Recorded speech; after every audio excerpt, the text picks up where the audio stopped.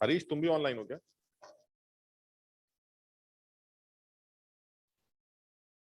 Good evening sir. Good evening. Harish, Noida HO में कौन है? सर बताएं। नोएडा एचओ में कौन ऑनलाइन है? किसी ने ज्वाइन कर लिया होगा वहां से सर। अच्छा, बाकी तो यहाँ सब ठीक चल रहा है, और तुम सुनाओ, सब सही है? घर में बच्चे बच्चे? सर स्पॉट लाइट करा दीजिए। क्या कर दें? Spot light. स्पॉटलाइट, अच्छा। स्पॉट मैम लाइट करेंगी, एवरीवन। मैम करेंगी। अभी अभी एक सेकंड, मैम करेंगे, एक मिनट। ये आगरा वाले बच्चों को मेरी आवाज आ रही है क्या? Yes sir. आज तुम लोग घर से क्लास कर रहे हो या सेंटर पे आए हो? सर घर से। घर से क्यों नहीं हो रही? तो आज घर से क्यों कर रहे हो? आज तो वहां बारिश नहीं हो रही, आज मेरी सुबह क्लास हुई थी वहां पर। तो फ्राइडे और मंडे को ऑनलाइन लेनी होती है। अच्छा, अरे यार तुम लोग बता तो चुके हो। ठीक, तो कहाँ पर थे भाई? क्योंकि आज हमें ना थोड़ा सा और करना है। तो लास्ट क्लास में ये जैसे बता रहे हैं बच्चे, कुछ शेप वगैरह निकालने के कुछ एक आध लोग नए दिखाई दे रहे हैं आज। तुम भी कल नहीं आए थे बेटा? क्यों? नहीं कोई बात नहीं, मैम भी नहीं आई। तुम लोग ने ये थोड़ा बहुत कर रखा है, स्कूल वगैरह में पढ़ा है थोड़ा, ठीक है। तो हम लोग लास्ट क्लास में जो है कुछ शेप वगैरह, मॉलिक्यूल्स के, आयंस के शेप्स या फिर ज्योमेट्री, कुछ इस तरह का कुछ डिस्कशन कर रहे थे। तो कुछ रूल समझ में आ गया है। रूल यही समझ में आया कि भाई किसी भी तरह से ऐसा कुछ पता चल जाए कि आपका जो मॉलिक्यूल या आयन है वो किस कैटेगरी को बिलोंग करता है, तो हम अपना अंदाजा लगा सकते हैं। जैसे हमने कुछ सेट रूल्स बना रखे हैं कि अगर मेरा आदमी sp3 हाइब्रिडाइज्ड सेंट्रल एटम है तो वो टेट्राहेड्रन ज्योमेट्री का आदमी होगा। और उस मतलब ऐसे तो हम ही हैं बस, अपने आपको तो देखते ही रहते हैं।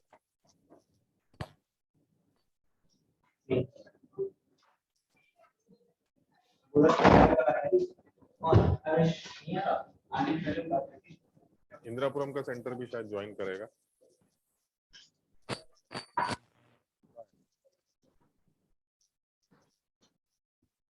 इंदिरापुरम में कोई आया है भाई?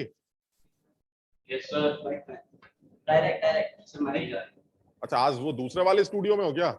Yes sir. अच्छा यार, बहुत खराब कैमरा है यार, तुम लोग दिखाई नहीं दे रहे हो। तो सारी बेकार है। अब नहीं, मतलब वो उसका जो फोकस है ना, वो सिर्फ आगे के 2-4 बच्चों को ही देख पा रहा हूं मैं। इतनी है सर, इतने ही बच्चे आए हैं सर। अच्छा, पीछे वाले बच्ची आधी दिख रही है, मुझे लगता है वो कुसुम है।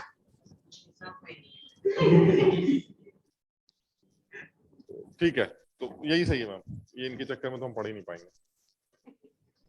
तो अब इसमें फिर अब जो कल हमारी बात हुई थी वो यही था कि अगर आपके सेंट्रल एटम का हाइब्रिडाइजेशन sp3 है तो आपकी ज्योमेट्री टेट्राहेड्रन होगी। फिर आप उससे ये पूछेंगे कि तेरे पास लोन पेयर वगैरह है कि नहीं, तो बताएगा कि मेरे पास कोई लोन पेयर नहीं। अब नहीं है तो फिर तो बात ही खत्म हो गई, हम प्रॉपर टेट्राहेड्रन जैसा नजर आएंगे। फिर उसने कहा नहीं मेरे पास एक लोन पेयर है, तो हमने टेट्राहेड्रन में एक लोन पेयर रखा तो पिरामिड बन गया, तो हमने उसका शेप पिरामिड बोल दिया। फिर उसने कहा नहीं मेरे पास तो एक और भी लोन पेयर है, तो मैंने फिर 2 लोन पेयर रखा तो वो बेंट बन गया, एंगुलर। उसने कहा नहीं एक और लोन पेयर है, तो हमने एक और लोन पेयर रख के उसको लीनियर बना दिया। ये था हमारा sp3 का केस, जिसमें क्या क्या पॉसिबिलिटी है। विदाउट डिस्टॉर्शन बात करें तो regular tetrahedron, with a lone pair it should be pyramid, another lone pair bent, a lone pair more linear. ये सीन था हमारा, ठीक। अच्छा, फिर हमने टीबीपी की बात की थी। टीबीपी में यही बोला गया था कि अगर सब कुछ सही चल रहा है तो आप ट्रायंगल बाई पिरामिड शेप के होंगे, जिसमें 3 लोग प्लेन में होंगे, एक ऊपर होगा एक नीचे। प्लेन में रखने वाले बॉन्ड्स को इक्वेटोरियल बॉन्ड्स, और उनमें रहने वाले लोगों को इक्वेटोरियल पोजीशंस बोला गया, और एक ऊपर और नीचे वाली पोजीशंस को एक्सियल पोजीशन बोला गया। फिर ये हुआ कि नहीं सर इसमें लोन पेयर भी हो सकता है, तो अगर आपने एक लोन पेयर रखा तो आपने इक्वेटोरियल पे डाला, दूसरा लोन पेयर रखा तो भी इक्वेटोरियल पे डाला, तीसरा रखा तो भी इक्वेटोरियल पे डाला। जब एक लोन पेयर रखा तो सीसॉ बना, दूसरा लोन पेयर रखा तो टी बना, एक और लोन पेयर डाला तो लीनियर स्ट्रक्चर आ गया, ठीक। फिर दूसरी चीज टीबीपी में यह भी बताई गई थी कि अगर आपको एटम्स को एकोमोडेट करना है तो ये चीज का ध्यान रखेंगे कि ज्यादा इलेक्ट्रोनेगेटिव एलिमेंट है वो एक्सियल पोजीशन ऑक्यूपाई करता है, यानी लोन पेयर इक्वेटोरियल पे जाएगा और ज्यादा इलेक्ट्रोनेगेटिव एलिमेंट एक्सियल पे जाएगा। और तीसरी बात आई थी अगर आपको पाई बॉन्ड को एकोमोडेट करना है तो वो भी इक्वेटोरियल पे जाएगा। ये तीनों याद करने वाली बातें थी, यानी pi bond equatorial, lone pair equatorial, electronegative element axial. ये टीबीपी की कहानी, ठीक। फिर आपने स्क्वायर बाई पिरामिड या ऑक्टाहेड्रन की बात की थी। उसमें क्या था सर, उसमें अगर सब कुछ सही चल रहा है तो एक स्क्वायर बाई पिरामिड जैसा होगा, लेकिन अगर एक लोन पेयर आ गया तो आप उसको कहीं भी रख सकते हैं, ऊपर भी रख सकते हैं, साइड में भी रख सकते हैं, क्योंकि सब एक जैसा है, ठीक। तो अगर आपने ऊपर रख दिया तो स्क्वायर पिरामिड बन गया, एक और लोन पेयर डाल दिया तो स्क्वायर प्लेनर बन गया।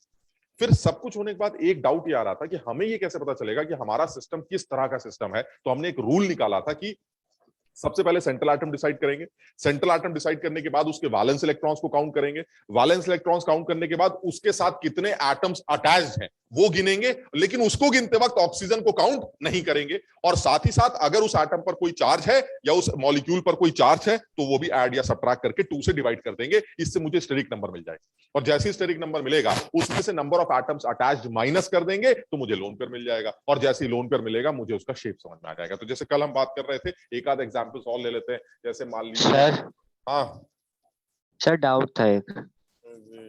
बोलो। सर इलेक्ट्रोवैलेंट बॉन्ड्स कौन से होते हैं जो इलेक्ट्रोस्टैटिक फोर्स की वजह से? आयनिक बॉन्ड, इलेक्ट्रोवैलेंट बॉन्ड्स और आयनिक बॉन्ड। अच्छा okay sir, thank you sir. Electrovalent मतलब सर एक प्लस एक माइनस है। तो इलेक्ट्रोवैलेंट बॉन्ड जिनको आप आयनिक बॉन्ड बोलते हैं, जिसमें प्लस और माइनस का इंटरेक्शन होता है, ये कोवैलेंट बॉन्ड जो हम पढ़ रहे हैं, दे आर कोवैलेंट बॉन्ड। एक होता है कोऑर्डिनेट बॉन्ड, जो कोऑर्डिनेट बॉन्ड होता है वो भी बिल्कुल इसी तरह का होता है। भाई कोवैलेंट बॉन्ड किसे कहते हैं? जिसमें दो लोग बीच में हो, एक मेरा हो और एक आपका, यही कोवैलेंट होता। दो लोग तो अभी बीच में है लेकिन दोनों मेरे हैं, that is coordinate. That means sharing तो दो ही इलेक्ट्रॉन्स की हो रही है, लेकिन वो दोनों इलेक्ट्रॉन अगर एक तुम्हारा एक मेरा है तो उसे कोवैलेंट नाम दे देंगे, और अगर वो दोनों इलेक्ट्रॉन मेरे ही हैं तो आप उसे कोऑर्डिनेट बॉन्ड। यानी बनने के बाद तो सब दो एक जैसा है, बनने के बाद दो इलेक्ट्रॉन बीच में दिखाई देंगे आपको बस। अब वो दो तुम्हारे हैं अगर तो कोऑर्डिनेट, और अगर दोनों के हैं तो कोवैलेंट, बस इतना फर्क। ठीक, तो बहरहाल इसमें ये कह रहे हैं, जैसे मान लीजिए कोई और एग्जांपल ले, अगर हम ClF3 ले लेते हैं। अब वो कह रहा है ये बताइए ClF3 का शेप क्या है, हाइब्रिडाइजेशन क्या है। तो क्या तरीका बताया गया था कि सबसे पहले सेंट्रल एटम डिसाइड कर लीजिए, इसमें सोचना ही नहीं है, जो ज्यादा इलेक्ट्रोपॉजिटिव एलिमेंट होता है वही हमारा सेंट्रल एटम, तो Cl होगा, इसमें सोचना ही नहीं। तो Cl अगर हमारा सेंट्रल एटम है तो हम स्टेरिक नंबर सबसे पहले निकालने जा रहे हैं। Cl अगर सेंट्रल है तो इसके वैलेंस इलेक्ट्रॉन्स याद है 7 होंगे। इसके साथ कितने आदमी लगे हैं वो जोड़ देते हैं, 3 आदमी लगे हैं। साथ ही साथ इसके ऊपर जो चार्ज हो नहीं है, 0 से प्लस ऐड किया, 2 से डिवाइड कर दिया। ये जो भी कुछ निकल के आ रहा है दिस इज स्टेरिक नंबर। अच्छा 5 आते एक चीज तो क्लियर हो गई, ये TBP। 5 आते इस सेंट्रल एटम का हाइब्रिडाइजेशन पता चल गया, sp3d, इसमें सोचना ही नहीं। ठीक, और जैसे ही sp3d आया मैंने फौरन एकदम बढ़िया सा TBP बना दिया, Cl को बीच में रखा, ऐसे ऐसे ऐसे ऐसे ऐसे, ये 5 आते। अच्छा अब उसने कहा भाई ये बताइए तुमने 5 डंडे बना, 5 डंडे बना दिए और आदमी तो 3 ही है, तो बाकी क्या हो रहा है? लोन। और वो चीज आपने अलग से भी निकाल के देख ली थी। लोन पेयर निकालने का तरीका क्या बताया गया था? स्टेरिक नंबर में से नंबर ऑफ एटम्स अटैच्ड ये माइनस कर दीजिए, नंबर ऑफ एटम्स अटैच्ड ये हमने माइनस कर दिया। तो इसका मतलब ये हुआ कि अगर स्टेरिक नंबर की बात करें तो 5 आया था, और एटम्स कितने अटैच्ड हैं 3, तो 5 में से 3 माइनस कर दिया, ये हमारे लोन पर आ गए। नाउ क्या है सीन ये है कि ClF3 एक ऐसा आदमी है जो कि TBP है जिसमें 2 लोन पेयर्स हैं, और हमने ये याद कर रखा है TBP के बारे में, जब भी लोन पेयर आएंगे वो इक्वेटोरियल पे जाएंगे। तो अब आपके पास 3 इक्वेटोरियल पोजीशंस है, कहीं भी लगा दीजिए, तो थोड़ा सा अच्छा लगे इसलिए मैं यहां बना रहा हूं, तो इसका कोई लॉजिक नहीं, कहीं भी लगा सकते हैं आप। ठीक, तो हमने यहां लगा। बच्चे कौन कौन से लोग? F और F। जहां तक शेप का सवाल है, शेप तो एकदम साफ दिखाई दे रहा है कि सर ये दिखता है, ये Cl ऐसे आ गया और ये बिल्कुल खूबसूरत T शेप। तो इसमें ज्यादा कुछ इतना नहीं है, आप जितने सवालों की प्रैक्टिस करना है ऐसे करते रहो, कुछ नया नहीं। तो हम एक आध एग्जांपल और लेते हैं जिसमें वो ऑक्सीजन वाली बात आई थी, तो वो अभी तक एक बार भी नहीं की है, तो उसके बारे में बात करते हैं, वो भूल जाती है हमारे। ठीक, तो बहरहाल इस तरह का कोई भी सवाल आएगा आप बना सकते हैं, जैसे एक आध और बना लेते हैं। अब ये नोट कर चलिए।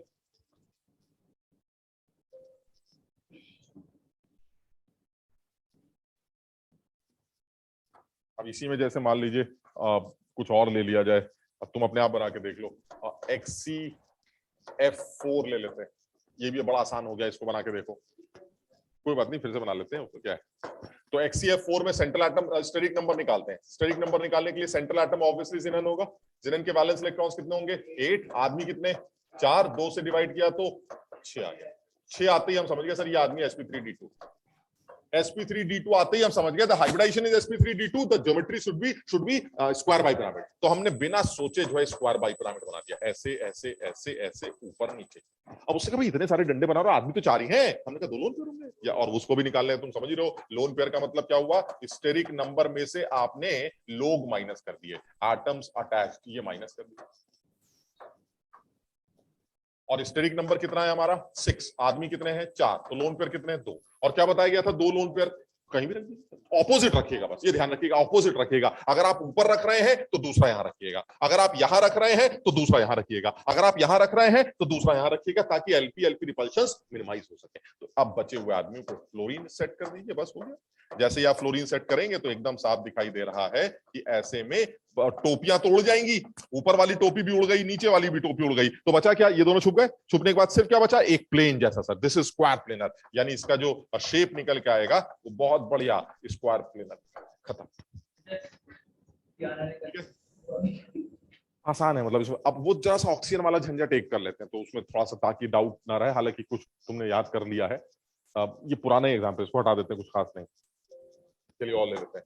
अब एक ऑक्सीजन वाला भी एग्जाम्पल लेते हैं, और सिर्फ एक एग्जाम्पल लेंगे, उसके बाद तुमसे एक दो सवाल उसके भी पूछ लेंगे ताकि उसकी भी प्रैक्टिस हो जाए। तो इसमें ऑक्सीजन वाले में कुछ नया नहीं है, सिर्फ तुम्हें ध्यान रखना है जो बताया गया है। मान लीजिए जैसे ये बढ़िया एग्जाम्पल लेते हैं, ClO3 माइनस। वो कह रहा भाई ये बताइए ClO3 माइनस के बारे में आपका क्या ख्याल है। मैंने कहा देखिए ऐसा है, मुझे जो समझ में आ रहा है वो ये आ रहा है कि आपका जो सेंट्रल एटम है वो Cl, क्योंकि ज्यादा इलेक्ट्रोपॉजिटिव ऑक्सीजन से, तो हमने कहा कि हाँ, तो फिर इसका मतलब अगर स्टेरिक नंबर निकालना है तो जैसा रूल है वैसे लगाते हैं, सेंट्रल एटम Cl होगा तो वैलेंस इलेक्ट्रॉन साथ। फिर हम रूल के हिसाब से करते क्या थे, 7+ एटम्स अटैच्ड, यही करते थे, और फिर चार्ज को जोड़ घटा देते थे। अब एटम्स अटैच में झंझट क्या आ रहा है कि सर ये तीनों ही ऑक्सीजन, और कल हमारी बात हुई थी कि अगर एटम्स अटैच्ड में ऑक्सीजन कोई है तो आप उसको देखिए, ऐसे छुपा लीजिए, दिखाई नहीं दे रहा, देखते नहीं, यानी ऑक्सीजन नहीं दिख रहा है। तो हमने कहा तो खत्म हो गई बात, तो बचा क्या फिर। उसने एक नेगेटिव थे, वो तो देखो, नेगेटिव चार्ज तो देखोगे, तो इसका मतलब ये हुआ हमने एक और नेगेटिव चार्ज को जोड़ते थे घटाते थे। नेगेटिव है तो इलेक्ट्रॉन आया, पॉजिटिव है तो इलेक्ट्रॉन गया, और हम यहाँ इलेक्ट्रॉन ही देख रहे हैं, तो हमने भाई एक जोड़ के 2 से दे मारा और ये आ गया 4। 4 आते ही हमने सीधे बोला sp3। ठीक, लेकिन sp3 से शेप नहीं आया, ज्योमेट्री का पता चल गया, टेट्राहेड्रन।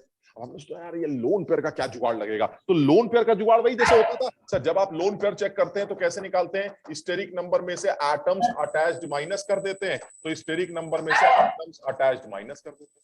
स्टेरिक नंबर हमारा कितना है, 4। अब जब एटम्स अटैच आप देखें तो अब आप आंख खोल लीजिएगा, तब आपको ऑक्सीजन दिखता है, यानी कब नहीं दिखता है और कब दिखता है ये देखना है। बस कल हमने बात बोली थी, वही चीज का एग्जांपल ले रहे हैं। कब नहीं दिखता है, जब आप स्टेरिक नंबर निकालते हैं, और कब दिखता है, जब आप लोन पेयर निकालते हैं, बस इतना ध्यान रखना। तो यानी अब मुझे, अरे 3 लोग लगे हैं, अब दिखाई दे रहा है, तो 3 लोग लगे हैं, तो आपका लोन पेयर कितना आ गया।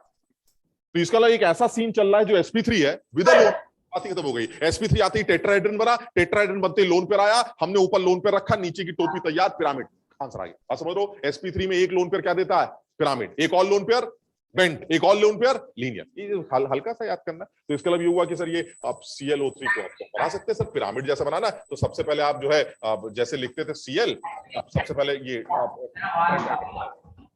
अब आपको जैसा सेट करना, लोन पेयर है भाई, कहाँ रखे, अरे टेट्राहेड्रन, अच्छा लगे इसलिए यहाँ रख देते, तो कोई लॉजिक नहीं, हमने कल भी बात की। किसी के बैकग्राउंड में से नॉइस आ रही है, देख पाओ, हाँ सर पिरामिड जैसा लग रहा है, कहीं और रख देंगे तो शायद हम 3D नहीं देख पाएंगे कि पिरामिड, लेकिन रख कहीं भी सकते हैं। तो ये ClO,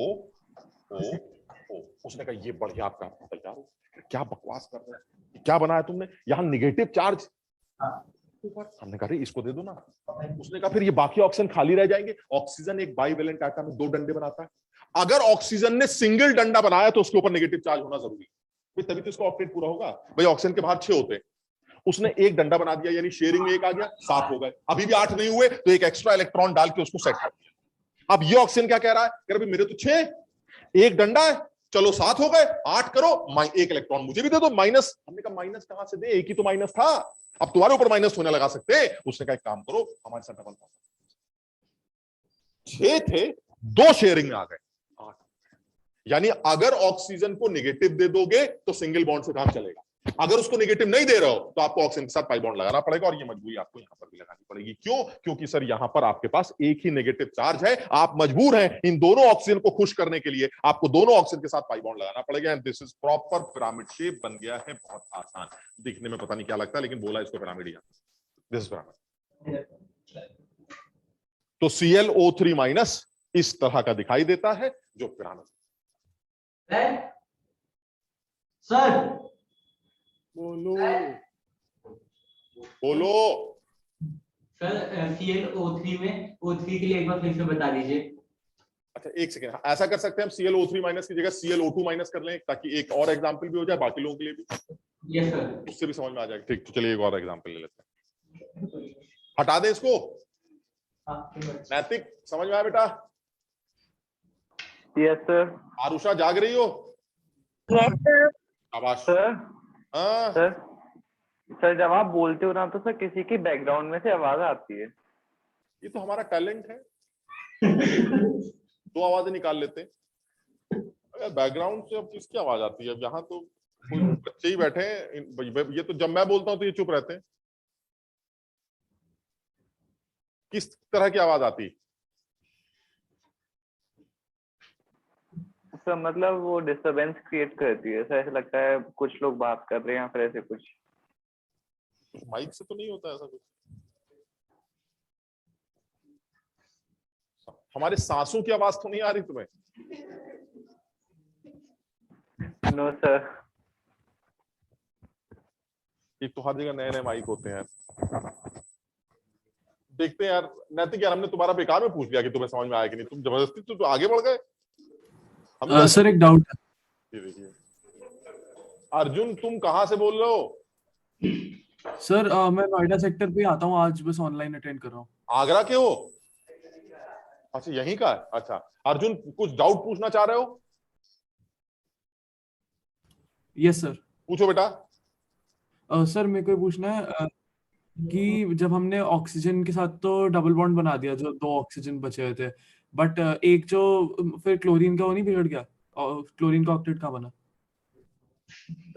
देखो ये तो बात गलत हो गई ना, गलती हो गई कि हम, ये तो पर्पस ही नहीं था हमारा कि आपका ऑक्टेट पूरा हो रहा है कि नहीं। बात समझो, सेंट्रल एटम का ऑक्टेट पूरा हो रहा है या नहीं हो रहा, हम बात पहले भी कर चुके हैं। This is not the criteria of bonding. हम इस बारे में डिटेल में डिस्कशन कर चुके हैं। हम, ये तो मजबूरी है हमारी कि हमें ऑक्टेट करना है नहीं करना, हमें इससे कोई मतलब नहीं होता। तुमने देखा दुनिया भर के ऐसे मॉलिक्यूल हैं जिसमें सेंट्रल एटम का ऑक्टेट पूरा नहीं होता। कुछ ऐसे भी मॉलिक्यूल हैं जिसमें सेंट्रल एटम का ऑक्टेट बढ़ जाता है। सेंट्रल एटम के पास 10 इलेक्ट्रॉन्स हैं, 12 इलेक्ट्रॉन्स हैं, जैसे PCl5 हो गया, H2SO4 हो गया, दुनिया भर के ऐसे मॉलिक्यूल्स हैं। तो इसलिए ये दिमाग में बिल्कुल मत रखो सर Cl का क्या हुआ।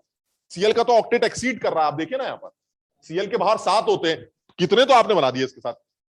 तो इसलिए आप ये मत देखिए। हाँ ये जरूर है कि मैं एक सिर्फ तुम्हें एक लॉजिक ये दे रहा हूं कि आप कब ऑक्सीजन को नेगेटिव दे रहे हैं, कब पाई बॉन्ड दे रहे हैं, किसको नेगेटिव दे रहे हैं, किसको पाई बॉन्ड दे रहे हैं, वो क्लैरिटी रखते कि अगर ऑक्सीजन को आपने नेगेटिव दे दिया तो सिंगल बॉन्ड लगाना है। लेकिन अगर आपको ऑक्सीजन को नेगेटिव चार्ज नहीं देना है, और क्यों नहीं देना है सर? है ही नहीं भाई, मेरे पास कितने नेगेटिव चार्ज है? एक, तो किसी एक को ही तो दोगे।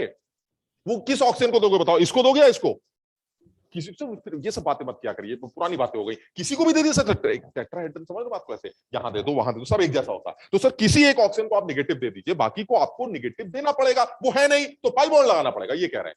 यानी या तो ऑक्सीजन पाई बॉन्डेड होगा ताकि वो न्यूट्रल दिखाई दे, और नहीं तो वो नेगेटिवली चार्ज होगा, तब उस केस में वो सिंगल बॉन्डेड होगा। मैं इसलिए बोल रहा था ClO2 माइनस का एक और एग्जांपल लेते हैं, शायद उससे और क्लैरिटी आ जाएगी। बस एक सेकंड रुकना भाई। अर्जुन बाण मत चलाना, रुक जाना बेटा।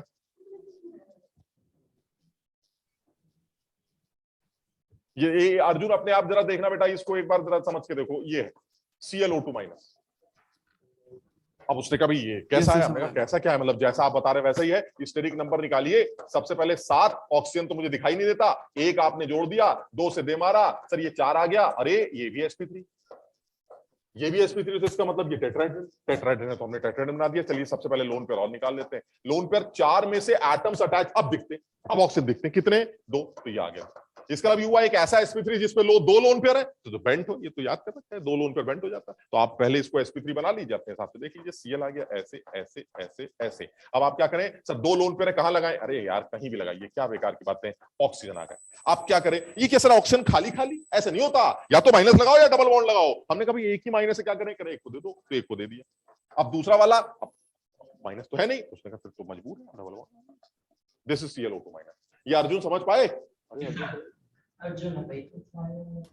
Yes sir. ठीक, शाबाश सर।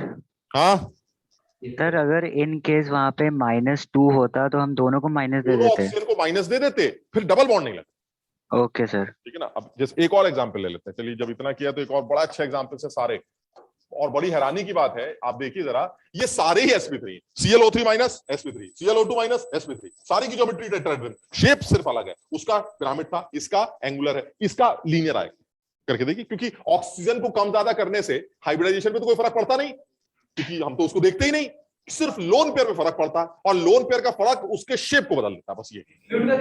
तो इसका मतलब इस केस में भी अगर आप निकालना चाहें तो आप इसी तरह से स्टेरिक नंबर निकालेंगे, 7 1 जोड़ा 2 से दे मारा, आया 4 हाइब्रिडाइजेशन sp3। और जैसे ही sp3 आया हमने कहा भाई ये तो अपना ही आदमी हो गया, और लोन पेयर बनाते ही आपका 4 में से अब दिखाई दे रहा है 1, तो ये 3, यानी एक ऐसा sp3 जिसमें 3 लोन पेयर, यानी कि आपने Cl बनाया और ये पहले sp3 बना के टेट्राहेड्रन बना दिया, एक लोन पेयर यहां डाल दिया, एक लोन पेयर यहां, एक यहां, एक ऑक्सीजन। अब क्या करें सर, या तो डबल बॉन्ड लगाइए या माइनस, हमने कहा डबल बॉन्ड की जरूरत ही नहीं है, एक माइनस लगा देते हैं। शेप क्या आ गया, लीनियर। तो ये वाला हमारा बेंड था या एंगुलर जो भी बोलते हैं, और ये हमारा लीनियर।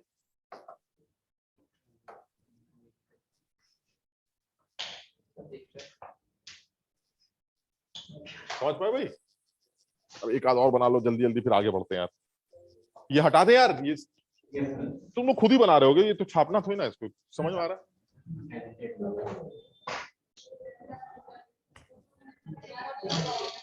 चलिए एक आध और बना लेते हैं, फिर आगे बढ़ते हैं। आप तुम लोग अपने आप ही बना के दिखाओ। XCOF2, ये शायद जेई के पूछे गए सवाल। XCOF4, OSF4, ये शायद तीनों ही जेई के पूछे गए सवाल। और पता नहीं तुम सब लोग नीट और जेई की तैयारी कर रहे हो, तो मैं तुम्हें बताऊं कि एक ही साल में, जैसे इस साल जेई का पेपर देखें तो कई शिफ्ट्स होती हैं, मेंस के पेपर की अलग अलग शिफ्ट्स होती है, मॉर्निंग इवनिंग ऐसे। तो आप समझ लीजिए कि इस टाइप के सवाल की इसका हाइब्रिडाइजेशन क्या होगा, इसके पास लोन पेयर कितने हैं, सिंपल जैसे हम कर रहे हैं, हर शिफ्ट के सवाल हैं ये, हर शिफ्ट में पूछे गए, आप समझ लीजिए। CLF3 का शेप दिखा दीजिए कैसा बनेगा, टी शेप ऐसे टिक कर दिया, समझ लो कितने लोन पेयर होंगे, दो टिक कर, सब बिल्कुल किए हुए सवाल। तो ये तुम्हें दिखेंगे ही दिखेंगे। तो इसलिए एक बार सिर्फ सीखना है, और ऐसा नहीं है कि सर 100 सैकड़ों सवालों की प्रैक्टिस करनी है, नहीं, बस समझ में आ गया, छोड़िए आगे, ऐसा है, ठीक है। तो अब जैसे ही इसके फटाफट बना लो, अच्छे हैं ये सवाल, जेई में पूछे गए तो थोड़ा सा कहीं ना कहीं कुछ, और फिर अच्छा तो यही है बस ऑक्सीजन, बाकी क्या ही अच्छा है, बाकी तो सब ऐसे ही, क्योंकि सर ऑक्सीजन तो हमें दिखता नहीं, ये हमें पहले से पता होना चाहिए। तो ऐसे सेंट्रल एटम पकड़ते जाओ, आंसर बनाते जाओ। लगता है सब में ही दोनों में जिनन है और इसमें सल्फर, सेंट्रल एटम, बस बना लो। पहले वाले का हम तो डायरेक्ट ही लिख रहे हैं भाई। हाँ, टीबीपी का ही केस है, बस सिर्फ टीबीपी। और देखते हैं थोड़ा सा, कल तुम स्क्वायर प्लेनर में लगा, स्क्वायर टेट्राहेड्रन में लगाते हो कि नहीं, सॉरी क्या था, ऑक्टाहेड्रन में लगाते हो कि नहीं, अभी देखते हैं जरा।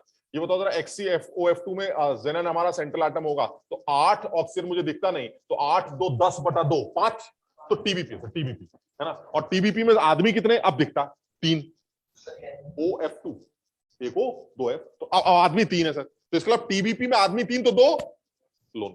हम डायरेक्ट बना रहे हैं, सब तुम अपने हिसाब से देखना। इसके अलावा यूएस जिनन को तो बीच में रख दीजिएगा, उसके बाद टीबीपी बना लीजिएगा, और टीबीपी बनाने के बाद जो है अब आपको आदमी सेट करने हैं 2 लोन पेयर के साथ। तो हमने इसमें दिमाग नहीं लगाना है सर, 2 लोन पेयर है तो आपने डिसाइड किया, वो तो यही जाने हैं सर, ये तो रूल है, लोन पेयर टीबीपी में हमेशा इक्वल, उस बात खत्म। अब बचा आपके पास OF2, अरे बड़ा क्लियर है, फ्लोरीन को इलेक्ट्रोनेगेटिव है तो XGL पे ही जाएगा, तो ऑक्सीजन कौन बचा, ये। लेकिन सर ये ठीक नहीं सर, ये अकेला है, अकेला तो माइनस लगाना पड़ेगा आपको, कहां से लगाए, तो उसका छोड़ो, डबल बॉन्ड लगा, समझ बात को। तो दिस इज OF2, तो ये जैसा भी दिख रहा है हमें लगता है टी है, ये टी शेप हो गया।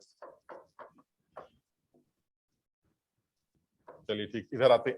XCOF4 सेम है, XC8 8 4 12 12/2, यानी वो हो गया हमारा अब स्क्वायर बाई, वो क्या कहते हैं उसे, ऑक्टाहेड्रन। यस, अब देखते हैं कौन कहां आएगा। सर एक O है, आदमी तो 5 है ना, टोटल 5, और ये 6, तो इसका लगेगा लोन पेयर। अब सर लोन पेयर कहां डालें, मान लीजिए यहां डाल दिया, तो फिर पाई बॉन्ड, ऑक्सीजन के साथ तो पाई बॉन्ड है। अब यही अकल की, उसी की बात कर रहा हूं, क्योंकि pi electrons 4 electrons, pi bond में 4 इलेक्ट्रॉन्स, तो जितना ज्यादा इस एलपी से दूर रहेंगे कम रिपल्सिव सिचुएशन होगी, यानी पाई बॉन्ड आपको, और ये आपका है।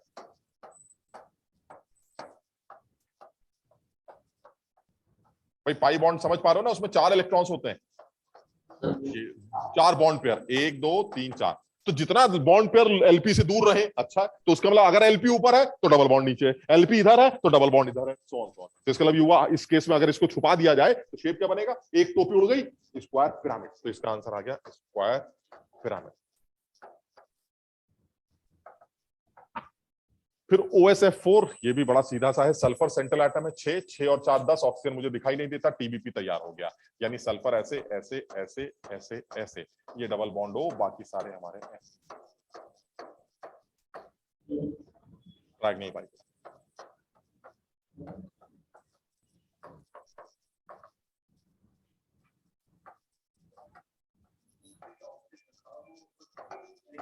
सिर्फ रिपल्शन, सबका एक ही आंसर है। मतलब अगर तुम्हें कभी इस तरह का सवाल समझ में ना आए कि भाई ये बताइए क्या TBP कैसे बना दिया आपने, तुम सिर्फ आंख बंद कर लिख दो रिपल्शन मिनिमम, क्योंकि क्राइटेरिया ही एक है। ये मेरे कहने से ऐसे नहीं है, ये ऐसे ही है, इनको ऐसे ही बनना था। वो तो तुमने ऑब्जर्व किया, अरे तुम ऐसे क्यों, तो बात को, तो ये मेरे कहने से नहीं, क्योंकि इनको पता है रिपल्शंस को मिनिमाइज करे बिना आप स्टेबल नहीं हो सकते। और रिपल्शंस को मिनिमाइज करने का तरीका ये होता है कि लोगों को दूर करो। लेकिन दिक्कत कभी कभी ऐसी भी तो आती है, जैसे मैं हूं, मैं यहाँ खड़ा हूं, अब मान लीजिए मैं अपने आप को इससे दूर करता हूं, ऐसे मान लीजिए ऐसे इससे यूं करता हूं, तो मैं इसके भी तो पास आ रहा हूं ना। तो इसके अलावा मैं कुछ ऐसे करूंगा, ऐसे, तो ऐसे समझ बात को, ऐसे कि दोनों से बैलेंस, तो वो बैलेंस ही ये मॉलिक्यूल्स दिखाते हैं, ये इलेक्ट्रॉन्स दिखाते हैं, और उसके बाद एक एक्वायर कर लेते हैं एक शेप को जो दिखाई देता है। हाँ, ट्राइगोनल के बाद इतनी बुरी राइटिंग में क्या लिखता है? कृत, तुम्हारा जीने से मन भर गया है क्या?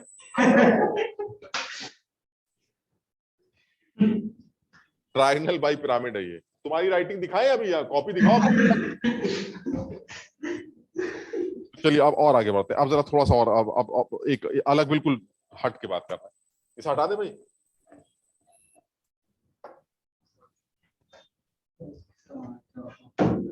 हम और भी बातें करेंगे अब इससे रिलेटेड, जैसे एंगल्स के से रिलेटेड, बॉन्ड लेंथ से रिलेटेड, और भी बातें करनी। लेकिन थोड़ा सा चीज को चेंज कर रहे हैं, मतलब थोड़ा सा अपने आप को चेंज कर रहे हैं, रिलैक्स कर रहे हैं। क्या ये बताइए, ये जो पढ़ रहे हैं वो कौन से बॉन्ड पढ़ रहे हैं? कोवेलेंट। इससे पहले आपने आयनिक बॉन्ड पढ़ा था। उस आयनिक बॉन्ड में आपने बोला था कि भाई आयनिक बॉन्ड्स के अंदर पजान रूल्स वगैरह पढ़ चुके हम, पजान कर लिया ना आयनिक बॉन्ड्स के अंदर? यस सर, कर लिया। ठीक, हाँ। तो हमने जब आयनिक बॉन्ड पढ़ा था तो आयनिक बॉन्ड में क्या बात हुई थी? आयनिक बॉन्ड में बोला गया था कि भाई हर आयनिक बॉन्ड के अंदर कुछ कोवेलेंट कैरेक्टर भी होता है। ठीक, तो हमने कहा चलिए होता होगा, आपने सब समझा दिया। अब आया कौन सा बॉन्ड? कोवेलेंट। तो अब आप ये क्या बोलना चाह रहे हैं कि हर कोवेलेंट बॉन्ड के अंदर कुछ आयनिक कैरेक्टर भी होता है? नहीं, ऐसा नहीं बोल रहे, लेकिन ये जरूर बोल रहे हैं कि कुछ कोवेलेंट बॉन्ड्स के अंदर आयनिक कैरेक्टर भी होता है। अब उसका रीजन तुम्हें बताता हूं मैं, तुम ये बताओ, अब जो मैं बॉन्ड बनाने जा रहा हूं, क्या तुम ये महसूस कर पा रहे हो कि ये आयनिक है? ए और बी, क्या ये कोवेलेंट बॉन्ड है? एक मेरा है, एक आपका कोवेलेंट बॉन्ड। ठीक, अच्छा, क्या पॉसिबिलिटीज है? पॉसिबिलिटी ये लगती है सर, अगर ए और बी की नेगेटिविटी सिमिलर है, अगर ए और बी की नेगेटिविटी सिमिलर है, इसके दो रीजन, दो तरीके हो सकते हैं। एक, दोनों एटम ही सेम, जब आदमी सेम होंगे तो नेगेटिविटी भी सेम होगी, तो इसमें क्या सोचना, यानी दो आदमी हैं दोनों सेम, जैसे OO, CL, FF, जब इनके बीच में कोवेलेंट बॉन्ड बनेगा तो ये दोनों बराबर ताकत के लोग होंगे, तो जो शेयर्ड इलेक्ट्रॉन्स होंगे वो बिल्कुल बीचों बीच होंगे, क्योंकि जितनी ताकत से वो खींचेगा उतनी ताकत से वो भी खींचेगा। और इलेक्ट्रोनेगेटिविटी की डेफिनेशन भी यही कहती है कि वो ताकत जो आपके अंदर शेयर्ड इलेक्ट्रॉन्स को खींचने की है वही इलेक्ट्रोनेगेटिविटी के नाम से जानी जाती है। तो जब ताकत ही बराबर है तो जो शेयर्ड इलेक्ट्रॉन्स होंगे ना इधर हिल पाएंगे ना इधर हिल पाएंगे, तो ऐसे में शेयर्ड इलेक्ट्रॉन बिल्कुल बीचों बीच होंगे। और अगर ये बीचों बीच हुए तो ना इस बी पर कोई चार्ज आएगा ना इस ए पर कोई चार्ज आएगा, मानते हो? ये भी जीरो और हम भी जीरो। ऐसे में ये जो बॉन्ड बनाया गया है इसे बिल्कुल पक्का प्योर कोवेलेंट बॉन्ड बोला जाएगा। 100% pure covalent, this is pure covalent. ठीक, अच्छा, अब मैंने कहा भाई एक और पॉसिबिलिटी। क्या पॉसिबिलिटी? ये है कि ए और बी के बीच में बॉन्ड तो है, लेकिन इनकी नेगेटिविटी में कुछ इतना अंतर है कि ए पर प्लस चार्ज है और बी पर नेगेटिव चार्ज। क्या मतलब हो इस बात का? कि ये जो शेयर्ड इलेक्ट्रॉन्स हैं वो किसी एक के पास हैं, खत्म हो गई बात, यानी डंडा ही टूट गया सर। एक प्लस एक माइनस, प्रॉपर आयनिक बॉन्ड। हालांकि 100% आयनिक कुछ नहीं होता, बट हम थ्योरेटिकली अगर समझे तो जब कुछ नहीं है तो प्योर कोवेलेंट, और जब पूरा पूरा है, कंप्लीट ट्रांसफर, तो आप इसे प्योर 100% आयनिक बोल सकते हैं। बताओ, समझे?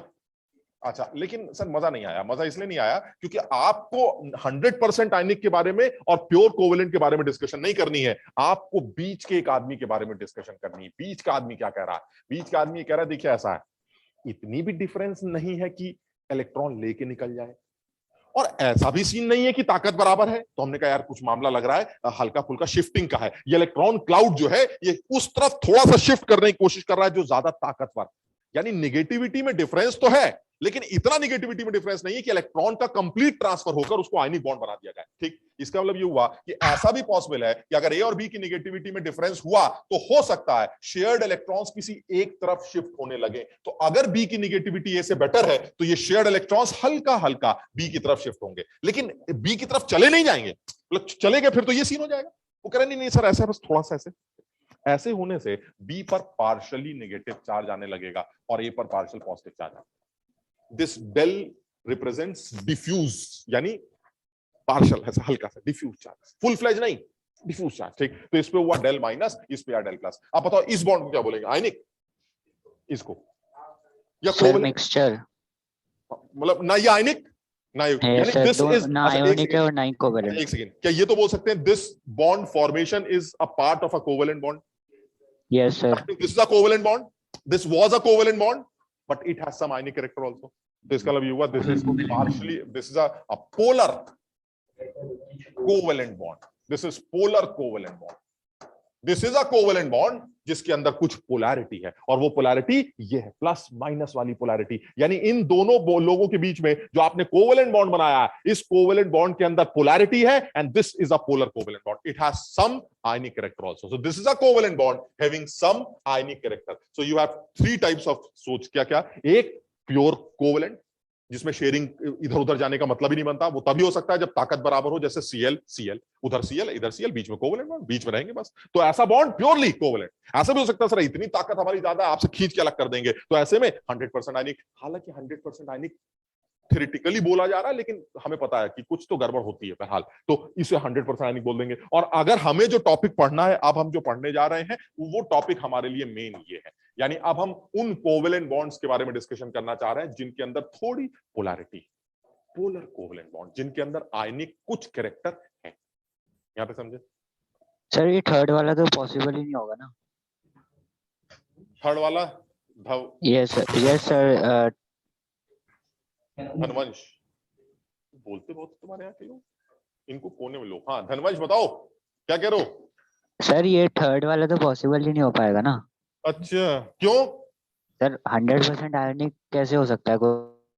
नहीं, अब हम जब बोलते तो सुनते नहीं हो। हम कह तो रहे हैं कि 100% आयनिक में कई लोचे हैं, लेकिन थ्योरेटिकली तो बोल सकते हैं ना कि if you are plus and minus ionic bond ऐसे। अब वो अलग बात, आप घुस गए सर वो कुछ तो ओवरलैपिंग होती है, फजान रूल लगता है, तो हम उस बारे में बात ही नहीं कर रहे हैं। हम तो बिल्कुल थ्योरेटिकल डिस्कशन कर रहे हैं। कुछ नहीं तो कोवेलेंट, पूरे पूरे प्लस माइनस तो आयनिक, और अगर बीच का मामला चल रहा है तो कोवेलेंट के अंदर कुछ आयनिक। इतनी बात कर रहे हैं। धनवंश समझ रहे हो कि नहीं? तुम क्यों समझा पाता है इसको? धनवंश जाग, अरे उठो। ओ माइक ही कनेक्ट नहीं। सर कोने में गया होगा। ठीक, अच्छा तो अब हम इस तरह के मॉलिक्यूल्स के बारे में, इस तरह के बॉन्ड्स के बारे में डिस्कशन करना चाहते हैं। पहले एक न्यूमेरिकल पार्ट डिस्कस करते हैं, फिर इसमें थ्योरेटिकल पार्ट डिस्कस करते हैं। और इसके न्यूमेरिकल पार्ट में बड़ी चीजें आती हैं। हटा दे इसको।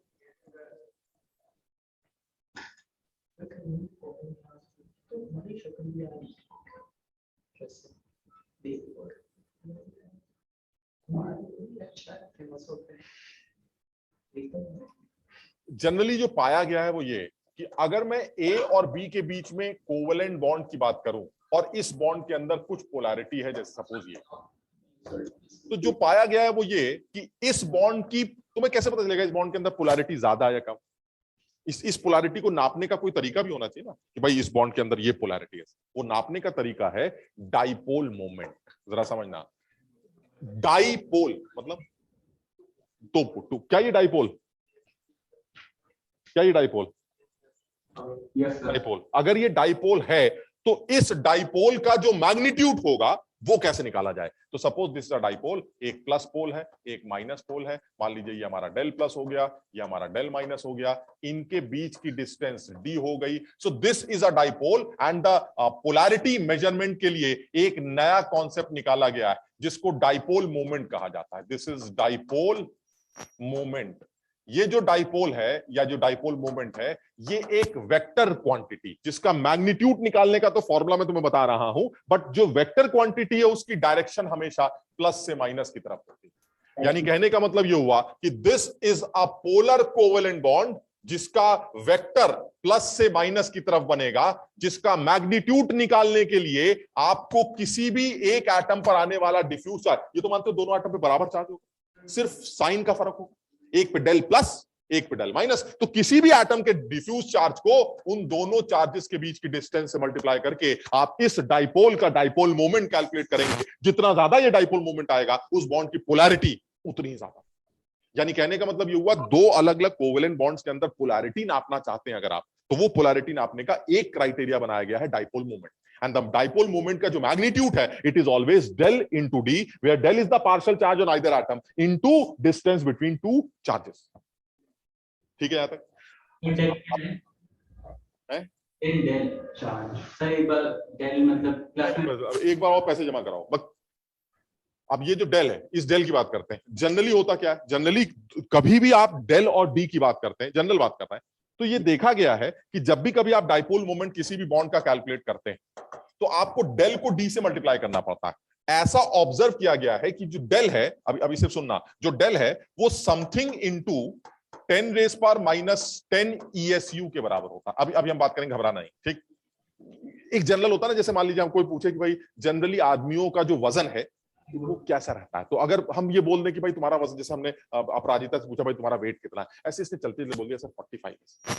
तो अब मैं इस चक्कर में बैठा रहा हूं 45 कुंटल है या 45 मिलीग्राम है या 45 ग्राम है, या ये ऑब्वियस है सर 45 केजी है।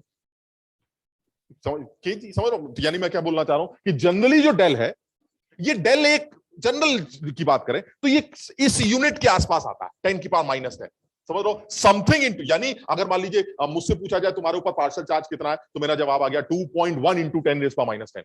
किसी और से पूछा जाए, इसने कहा सर 3.9 इंटू 10 रेज पावर, यानी generally 10 raise power minus 10 ESU तो आता ही आता है पार्शियल चार्ज के अंदर, ठीक है। अच्छा, दूसरी बात, जब आप डिस्टेंस से इसको मल्टीप्लाई करते हैं डाइपोल मोमेंट निकालने के लिए, तो जनरली किसी भी कोवेलेंट बॉन्ड की जो डिस्टेंस होती है वो something into 10 raise power minus 8 centimetre. Generally covalent bond की जो लंबाई है वो 5 into 10 raise power minus 8, 2 into 10 raise power minus 8, यानी the order will be 10 raise power minus 8। That means for any dipole moment calculation generally you have these two entities always. कौन कौन सी? एक 10 raise power minus 10 और एक 10 raise power minus 8। तो कहने का मतलब ये हुआ कि जब आप डाइपोल मोमेंट कैलकुलेट करेंगे तो ये और ये मल्टीप्लाई होकर तो ये बन जाएंगे, और ये मल्टीप्लाई होकर 10 raise power minus 18 ESU centimetre बन जाएंगे।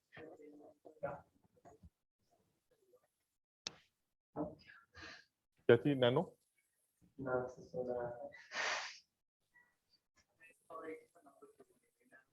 नहीं, तो अभी हमें बोलना क्या है, ये 10 रेज पावर माइनस 10 ESU हुआ, और अब यार जिट्टा इट्टा कहाँ उठता जिट्टा, तो डाइपोल मोमेंट निकाला 10 raise power minus 18 ESU centimetre. अच्छा, अब इसका मतलब ये हुआ कि हर किसी डाइपोल मोमेंट के कैलकुलेशन में ये चीजें बदलती रहेंगी, क्योंकि ये वैल्यूज बदलती रहेंगी, ये बदलता रहेगा, ये -18 आने के काफी ज्यादा चांसेस है। तो अगर हर बार ये आना ही है तो मैंने एक नया टर्म निकाल दिया, this is debye. This is debye, यानी डाइपोल मोमेंट की जो यूनिट तैयार हो रही है वो डिबाई तैयार हो रही है। और यहां से देख के लगता है कि 1 डिबाई, जिसको कैपिटल डी से रिप्रेजेंट किया जाता है, it is always 10 raise power minus 18 ESU centimetre. ये मेरा एक कैलकुलेशन आ गया। बताओ यहां तक समझे? अब थोड़ा सा गणित चल रही है इसमें, मैथ्स चलेगी इसमें। तो बहरहाल वो यही कहना चाह रहा है कि भाई ठीक है, अगर आपको डिबाई में कैलकुलेशन करनी है तो उसके लिए बस एक बात याद कर लेते हैं कि जब भी किसी पोलर कोवेलेंट बॉन्ड का पोलैरिटी नापना है तो आप उसका डाइपोल मोमेंट कैलकुलेट करते हैं, और वो डाइपोल मोमेंट जब आप कैलकुलेट करते हैं तो वो जनरली डिबाई यूनिट में कैलकुलेट किया जाता है। अगर आप उसको किसी और यूनिट में बोलना चाहें तो पहला यूनिट तो आप याद ही कर लीजिए कि 1 debye is 10 raise power minus 18 ESU centimetre. ये जो ESU है, इट इज इलेक्ट्रोस्टैटिक यूनिट, यानी इलेक्ट्रॉनिक चार्ज की एक नई यूनिट है जिसके बारे में हम बात करने जा रहे हैं। यहां तक ठीक है? अब हम इसको कन्वर्ट करते हैं, पहले इसको नोट कर लो। ये सिंपल है, मतलब अभी हो सकता है तुम्हें लग रहा हो, या कुछ बच्चे हो सकता है ये ना समझ पा रहे हो कि सर ये गोले वोले क्या बना रहे हैं आप, तो मैं तुम्हें ऐसे बता रहा हूं जैसे नॉर्मली यही होता है कि भाई अब चार्ज कैसा है, तो चार्ज की वैल्यू क्या होगी? तो जनरली सर चार्ज की वैल्यू 10⁻⁻10 ESU के ऑर्डर की होती है। और जनरली एटम्स, दो एटम्स के बीच में जो कोवेलेंट बॉन्ड बनता है, उस कोवेलेंट बॉन्ड की जो बॉन्ड लेंथ होती है वो 10⁻8 सेंटीमीटर के ऑर्डर की होती है। तो जब भी आप इन दोनों को मल्टीप्लाई करेंगे तो इनका मल्टीप्लीकेशन में -10 और -8 हमेशा आएगा, यानी ये टर्म हमेशा आएगा। और अगर ये टर्म हमेशा आएगा तो इसको बार बार लिखने से अच्छा इसको एक नई यूनिट का नाम दे देते हैं, and that is debye. So ultimately dipole moment जब भी कैलकुलेट किया जाएगा वो डिबाई में कैलकुलेट किया जाता है, और वो डिबाई ESU सेंटीमीटर में इतनी। याद है? ठीक है। अच्छा, अब इसी डिबाई को एक और यूनिट में भी याद करने जा रहे हैं।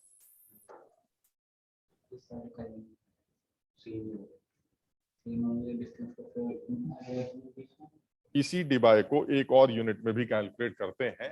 उसके लिए मुझे ESU के बारे में पता करना है। तो पहले जरा सब लोग इस बात को नोट कर लें। 1 इलेक्ट्रॉनिक चार्ज जो होता है, इट इज 4.8 into 10⁻⁻10 ESU। ये एक इलेक्ट्रॉनिक चार्ज की नई यूनिट तुम्हारे सामने आई है जिसको इलेक्ट्रोस्टैटिक यूनिट कहा जाता है। एक इलेक्ट्रॉन का जो चार्ज है वो ESU में इतना होता है। अच्छा, तुम क्या ये जानते हो कि एक इलेक्ट्रॉनिक चार्ज जो होता है, एक इलेक्ट्रॉनिक चार्ज जो होता है वो 1.6 into 10⁻⁻19 कूलम भी होता है। यानी अगर आप कूलम में इलेक्ट्रॉनिक चार्ज बोल रहे हैं तो इतना बोलिएगा, और ESU में बोल रहे हैं तो इतना बोलिएगा। यहां तक ठीक है? अच्छा, अब जरा अब देखते तुम्हें क्या समझ में आया। क्या तुम बता सकते हो 1 debye is how much coulomb metre? देखते कौन बताएगा। एक डिबाई कितने कूलम मीटर के बराबर होगा? अब मैंने बहुत क्लियरिटी दे दी है, अब तुम्हें सही आंसर देना चाहिए सब लोग। एक डिबाई में कितने कूलम मीटर होंगे? तो नहीं गिर रहा क्या बच्चों ये जल्दी गिरता है ना। एक डिबाई में कितने कूलम मीटर होने चाहिए? जैसे एक डिबाई में कितने ESU सेंटीमीटर है? 10⁻⁻18। तो एक डिबाई में कितने कूलम मीटर होंगे? हम दोनों यूनिट्स याद कर लेते हैं। माइनस मैं लिख दे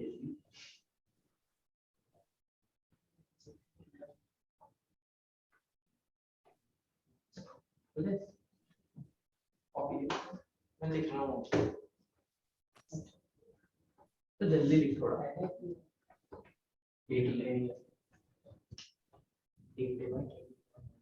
सर लिख लिया सर, हटा दो सर, रुक जाओ। लिख नहीं, हम पूछ रहे हैं सवाल। एक डिबाई में कितने कूलम मीटर होंगे? सर एक बार रिपीट कर दो। रहने दो। प्लीज। एक डिबाई में कितने कूलम मीटर होंगे ये बताना। यहां पर भरना है तुम्हें, फिल इन द ब्लैंक्स।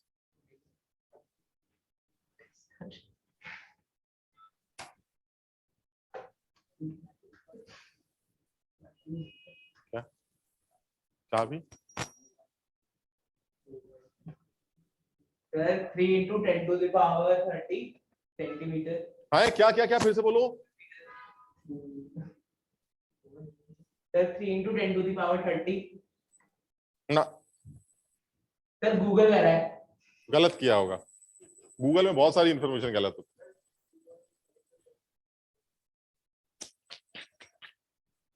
ना, कुछ नहीं, काफी। बताइए, मतलब एक 11वीं का बच्चा, जिसमें 10th में भी अगर पूछा जाए तो कई लोग तो 95 90 से हल्के हल्के तो है ना, बहुत एक यूनिट कन्वर्जन नहीं कर पाते। यूनिट कन्वर्जन जिसमें सब साफ लिखा है। देखिए, एक ESU को कूलम में कैसे कन्वर्ट करेंगे वो भी लिखा है, और मीटर सेंटीमीटर का क्या रिलेशन होता है वो भी पता है। कुछ नहीं करना है, मतलब ऐसे लिख देते कि सर एक डिवाइस के बारे में अभी आपने बताया है कि ये 10⁻⁻18 ESU सेंटीमीटर होती, ये तो होती। अच्छा, तो अब आप क्या चाहते हैं? सर इस डिवाइस को ESU की जगह कूलम में और सेंटीमीटर की जगह मीटर में लिख दे। कर देते हैं। 10⁻⁻18 छोड़ देते हैं। अब बताइए ESU को कूलम में कैसे कन्वर्ट करें? इतने ESU अगर इतने कूलम है तो एक ESU कितने कूलम होगा?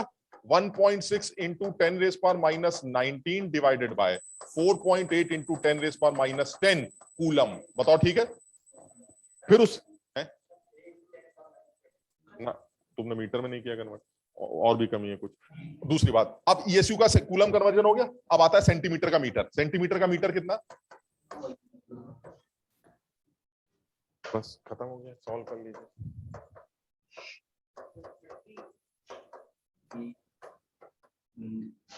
सर मैंने तो उर्दू में बोला था। हाँ तुमने प्लस में बोला था, तुम्हें क्रिस तो इससे क्या लेना देना कि सर 10 की पावर -30 है कि +30? वो तो सर -30 +3 को फर्क थोड़ा होता है, सब बराबर होता है सर, सब बराबर होता है। 3.3 इंटू 10⁻³ कूलम मीटर, यानी एक डिवाइ जो है, अब मैंने दो तरह से याद कर लिया एक डिवाइ के बारे में। क्या क्या याद किया है? एक डिवाइ जो है कूलम मीटर में, अब तुम भले ही कन्वर्जन ना भी समझ पाओ, हालांकि ऐसा कुछ है ही नहीं, लेकिन फिर भी याद करना जरूरी है। 1 डिवाइ 10⁻18 ESU सेंटीमीटर, या फिर एक ही डिवाइ को आप 3.3 इंटू 10⁻³ कूलम मीटर भी बोल सकते हैं। ये दोनों बातें एक डिवाइ की हैं, जिस यूनिट में बात चलेगी उस यूनिट में बात कर लेंगे।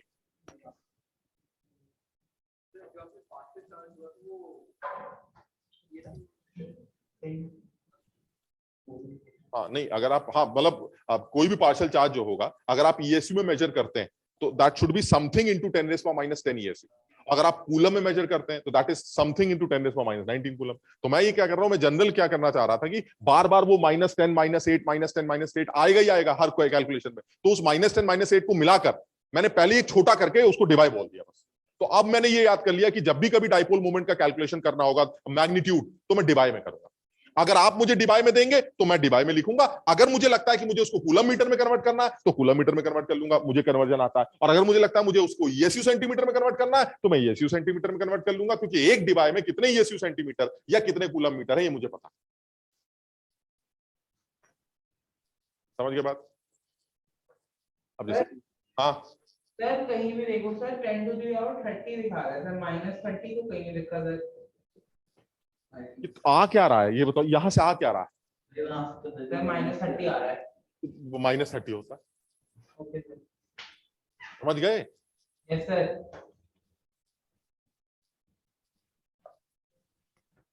अब जैसे मान लीजिए एक छोटा सा ऑब्जेक्टिव ले लेते हैं, आसान सवाल, एक बढ़िया सवाल। मुझे लगता है ये IIT में पूछा गया भी सवाल है, अगर मुझे डेटा सही याद रहा हो तो। फाइंड आउट, पहले इसको, अभी पहले सिर्फ सवाल लिख रहे हैं, फिर जरा इसके कॉन्टेक्स्ट में एक बात करेंगे। Find out the percentage ionic character of HCl bond if the dipole moment is 1.03 divi and the bond length is equal to 1.275 angstrom। ये सवाल, अभी तुम चक्कर में पड़ो, इसको भूल जाते हैं। ठीक, अब मुझे थोड़ा सा ये अकल लगानी है, इसमें एक नया टर्म, बाकी टर्म मुझे कुछ कुछ समझ में आ रहा है, मुझे नहीं पता सवाल कैसे किया जाएगा, लेकिन मुझे कुछ कुछ समझ में आ रहा है। सर ये डाइपोल मोमेंट है, इसको सुना सुना सा नाम लग रहा है, ऐसा कुछ नया नहीं। दूसरा सर बॉन्ड लेंथ है, चलिए वो मुझे चाहिए डिस्टेंस, मतलब डिस्टेंस हो गए, तो इसका मतलब ये सर ये हमारे सुने, मुझे ये नहीं समझ आ रहा मुझसे निकलवा क्या रहा है आप, ये क्या बला है? परसेंटेज आयनिक कैरेक्टर, ये क्या बदतमीजी है? परसेंटेज आयनिक कैरेक्टर मुझे क्या निकालना आएगा? HCl का बॉन्ड है, कोवेलेंट बॉन्ड है, इसके अंदर आयनिक कैरेक्टर है कि नहीं? सर है, देखिए ना डाइपोल मोमेंट दे रखा है, इसका मतलब पोलैरिटी तो है ही। अगर पोलैरिटी है तो ये डेल प्लस हो गया, ये डेल माइनस हो गया। सर पोलैरिटी है, इसका मतलब डाइपोल मोमेंट भी बनेगा, और वो डाइपोल मोमेंट आपने दे रखा है। लेकिन मुझे ये नहीं समझ में आ रहा है कि आयनिक कैरेक्टर इस डाइपोल मोमेंट की मदद से कैसे निकालूं। आप जरा समझना, तो तुम ये बताओ, क्या ये कहना ठीक है कि अगर A पर प्लस और B पे माइनस हो, अगर, तो दिस इज 100% आयनिक? ठीक, अब देखो भाई, यहीं से सब सॉल्व हो जाएगा। तुम बताओ इस तरह के सिस्टम का डाइपोल मोमेंट कितना हो? ये लीजिए, अभी निकालते हैं। डाइपोल मोमेंट होगा चार्ज इनटू डिस्टेंस। चार्ज कितना है sir? This is electronic charge E and the distance is D। समझो बात, यानी अगर मैं इन दोनों के बीच की डिस्टेंस को अभी भी D मानूं और साथ में ये अज्यूम कर लूं कि तुम्हारे और तुम्हारे ऊपर प्लस और माइनस का पूरा चार्ज आ गया, यानी अब तुम कोवेलेंट बॉन्ड नहीं हो, अब तुम आयनिक बन गए, तो that means if the dipole moment is E into D। E क्यों बोल रहे हैं? क्योंकि अब आपके ऊपर पूरा प्लस या पूरा माइनस है। Now this is not del, this is पूरा इलेक्ट्रॉनिक चार्ज, यानी अगर आपके ऊपर प्लस और माइनस का चार्ज है तो that means electronic charge multiplied by the distance will be the dipole moment, and in this case the bond is what? 100% आयनिक। क्या मतलब हुआ कि अगर आपका dipole moment E into D है तो बॉन्ड का आयनिक कैरेक्टर कितना? 100%। चलिए ठीक है। अगर आपका डाइपोल मोमेंट 1 होता तो, जैसे यूनिटरी मेथड है, लेकिन एक्चुअली आपका डाइपोल मोमेंट क्या है? Del into d. तो अगर आपका dipole moment del into d होता तो आपके अंदर आयनिक कैरेक्टर कितना होता? 100 upon E into d into del into d. This is percentage ionic character. अब इसको जरा लैंग्वेज में लिखते हैं, percentage ionic character is equal to observed dipole moment, observed dipole moment divided by theoretical dipole moment, theoretical dipole moment into 100। और ये जो theoretical dipole moment है इसका क्या मतलब है, assuming the bond to be 100% ionic. यानी अब आप सवाल जरा समझने की कोशिश करना, क्या कर रहे हैं हम, ये कर रहे हैं कि अगर आप मुझे किसी भी बॉन्ड का डाइपोल मोमेंट कैलकुलेट करने के लिए, परसेंटेज आयनिक कैरेक्टर कैलकुलेट करने के लिए बोलते हैं, तो आप मुझे इस बॉन्ड का डाइपोल मोमेंट दे दीजिए, ठीक। अच्छा, अब मैं क्या करूंगा कि मैं इस बॉन्ड को प्योर आयनिक समझ लेता हूं, तो इसका डाइपोल मोमेंट मेरे हिसाब से E इंटू डी आएगा। E हमें पता होता है इलेक्ट्रॉनिक चार्ज, और डी हमें दे रखा है। यानी क्या आप थ्योरेटिकल डाइपोल मोमेंट निकाल पा रहे हैं E इंटू डी से? अभी करके देखेंगे। और क्या ऑब्जर्व डाइपोल मोमेंट जो एक्चुअली है वो सवाल में दे रखा है? तो दे मारी आंसर है, समझो बात। यानी कहने का मतलब क्या हुआ कि अगर आपको ऑब्जर्व डाइपोल मोमेंट गिवन, तो आप थ्योरेटिकल डाइपोल मोमेंट कैलकुलेट करके with the help of E into D 100 से मल्टीप्लाई करके 100% उसका आयनिक कैरेक्टर कैलकुलेट कर सकते हैं। समझो, पहले आप अपने आप समझो इस बात। ये जो है ये क्या है sir? This is observe. Observe मतलब जैसा होना चाहिए, ठीक। लेकिन फिर मैंने क्या सोचा, अगर ये ईडी होता, ईडी, तो ये 100% आयनिक बॉन्ड होता, और ईडी मुझे निकालना आता है क्योंकि डी दे रखा, तो मैं E इंटू डी करके इस डेल की जगह E ले लेता हूं, ठीक। समझ लो बात को। अगर मैं E और D ले लूं, तो अब जो बॉन्ड, सॉरी E और मतलब दोनों का चार्ज E ले लूं और बीच की डिस्टेंस D ले लूं, ये भी सिर्फ मैग्नीट्यूड ले लो, तो हम तो मैग्नीट्यूड ही लेते हैं। तो अगर डेल डेल की जगह E हो, डेल डेल की जगह अगर E हो, तो उस केस में क्या होगा, अगर डेल डेल की जगह E हो और इनके बीच की डिस्टेंस D हो, यहां भी D है और यहां भी D, तो ऐसे में if the dipole moment is del D observe and if it is e d 100% ionic, तो मैं कर क्या रहा हूं कि मैं ईडी कैलकुलेट करके इस बॉन्ड का आयनिक कैरेक्टर 100% मान लेता हूं। तो इस फॉर्मूले के अकॉर्डिंगली अगर ईडी होता तो 100% होता, लेकिन है तो एक्चुअली डेल डी, तो कितने आयनिक कैरेक्टर होगा? That is simple unitary method. और फॉर्मूला क्या निकल के आ रहा है? ऑब्जर्व डाइपोल मोमेंट जो आपको सवाल में दे दिया जाएगा, थ्योरेटिकल डाइपोल मोमेंट आप निकाल लीजिएगा E इंटू डी करके, डी देना पड़ेगा आपको, और मल्टीप्लाई 100 करके आप आयनिक कैरेक्टर कैलकुलेट करो। अब जैसे इस सवाल को सॉल्व करके देखते हैं, क्योंकि इसमें यूनिट कन्वर्जन का भी ध्यान देना पड़ेगा। इसे हटा दें। मैं E का वैल्यू 1 नहीं बोला, 1 इलेक्ट्रॉनिक चार्ज बोला।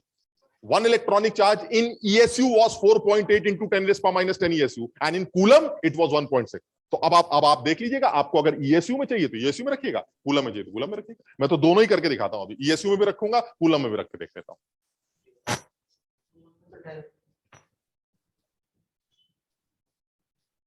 यानी ये वाला फॉर्मूला हमारा परसेंटेज आयनिक कैरेक्टर निकालने के लिए इस्तेमाल किया जाता है, जिसमें ऑब्जर्व डाइपोल मोमेंट आपको सवाल में दे दिया जाता है और थ्योरेटिकल डाइपोल मोमेंट आप उस बॉन्ड को 100% आयनिक मान के ईडी से निकाल लेते हैं। उसके लिए डी चाहिए, बस वो सवाल में डी दे देगा, खत्म। अच्छा, ऐसा हो सकता है कि इस सवाल को आप सॉल्व कर सके विदाउट डी, ऐसा कोई इंफॉर्मेशन दी जाए जिससे आप बिना डी के आंसर निकाल सके, ऐसा हो सकता है? बिना डी के, डी ना दिया जाए तो ऐसा क्या पूछे कि बिना डी के भी इस तरह का परसेंटेज आयनिक कैरेक्टर निकला है? देखो डी तो कैंसिल ही हो सकता है, लेकिन तब फिर सवाल में डाइपोल मोमेंट नहीं देगा, डेल, क्योंकि ई मुझे आता है, डेल तुम दे देना, तो मैं डेल बाई ई इंटू 100 करके आंसर निकाल लूं। तो समझ, आप देखो बड़ा टेक्निकल। अगर डाइपोल मोमेंट दे रखा है ऑब्जर्व, तो आपको डिस्टेंस देना जरूरी, क्योंकि बिना डिस्टेंस के ईडी नहीं निकाल सकते, ठीक। अगर डाइपोल मोमेंट की जगह उसने पार्शियल चार्ज दे रखा है डेल, तो बिना डिस्टेंस के भी मेरा आंसर आ जाएगा, क्योंकि सर डी तो कैंसिल हो जाता है। तो del divided by e into 100, यानी एक तो आपका डाइपोल मोमेंट के रेस्पेक्ट में आयनिक कैरेक्टर ऐसा है, और नहीं तो आप इसी आयनिक कैरेक्टर को ऐसे भी लिख सकते थे, डेल अपॉन ई इंटू 100। ये दोनों बातें सिमिलर हैं, सिर्फ फर्क इतना है, इस केस में आपको पार्शियल चार्ज की रिक्वायरमेंट है और उस केस में डाइपोल मोमेंट की। तो अगर किसी सवाल में आपको किसी भी कोवेलेंट बॉन्ड का डाइपोल मोमेंट दे रखा है, तो that means observe dipole moment given है, आपको थ्योरेटिकल डाइपोल मोमेंट निकालना पड़ेगा, उसके लिए आपको डिस्टेंस की जरूरत पड़ेगी, वो आपको सवाल में देनी पड़ेगी। दूसरा, अगर उसको किसी भी सवाल में किसी भी कोवेलेंट बॉन्ड के अंदर किसी एक एटम पर आने वाला पार्शियल चार्ज गिवन है, तो आपको डिस्टेंस की जरूरत नहीं है, उस पार्शियल चार्ज को सीधे इलेक्ट्रॉनिक चार्ज से डिवाइड करके 100 से मल्टीप्लाई कर दीजिए, तो भी आप आयनिक कैरेक्टर कैलकुलेट कर सकते। समझ पाए बात को? अब जैसे यही वाला सवाल है, इसको जरा एक बार पूरा करते हैं।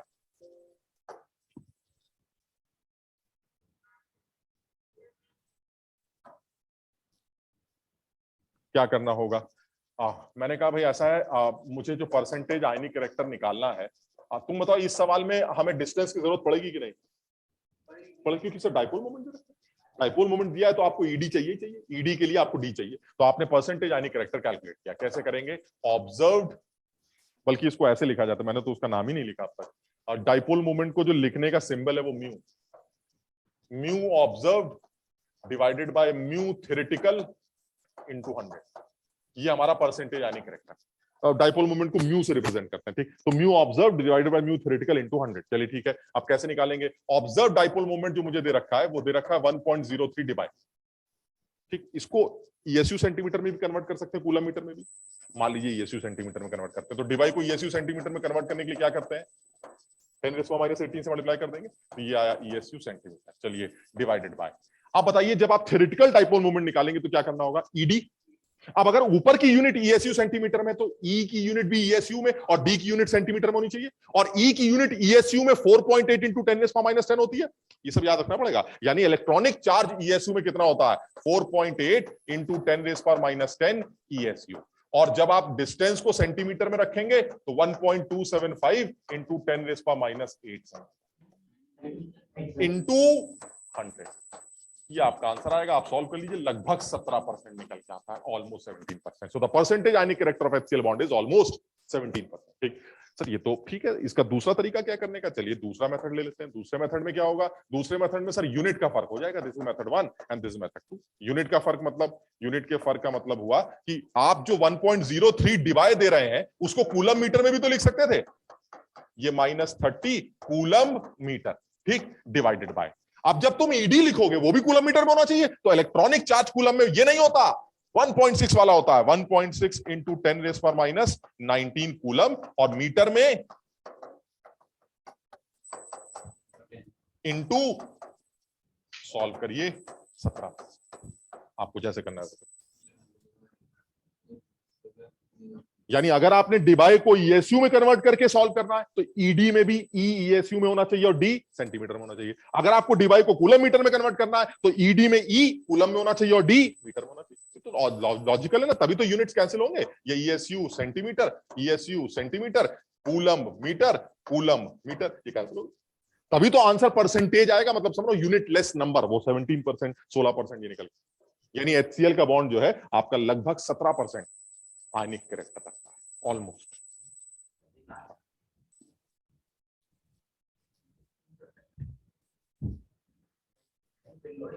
ऊपर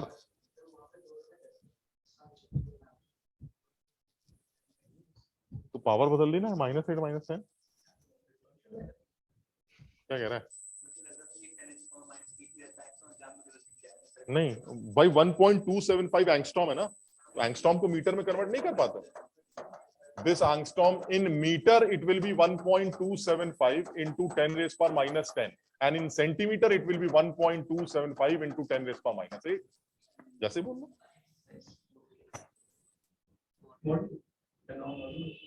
समझ में आई बात?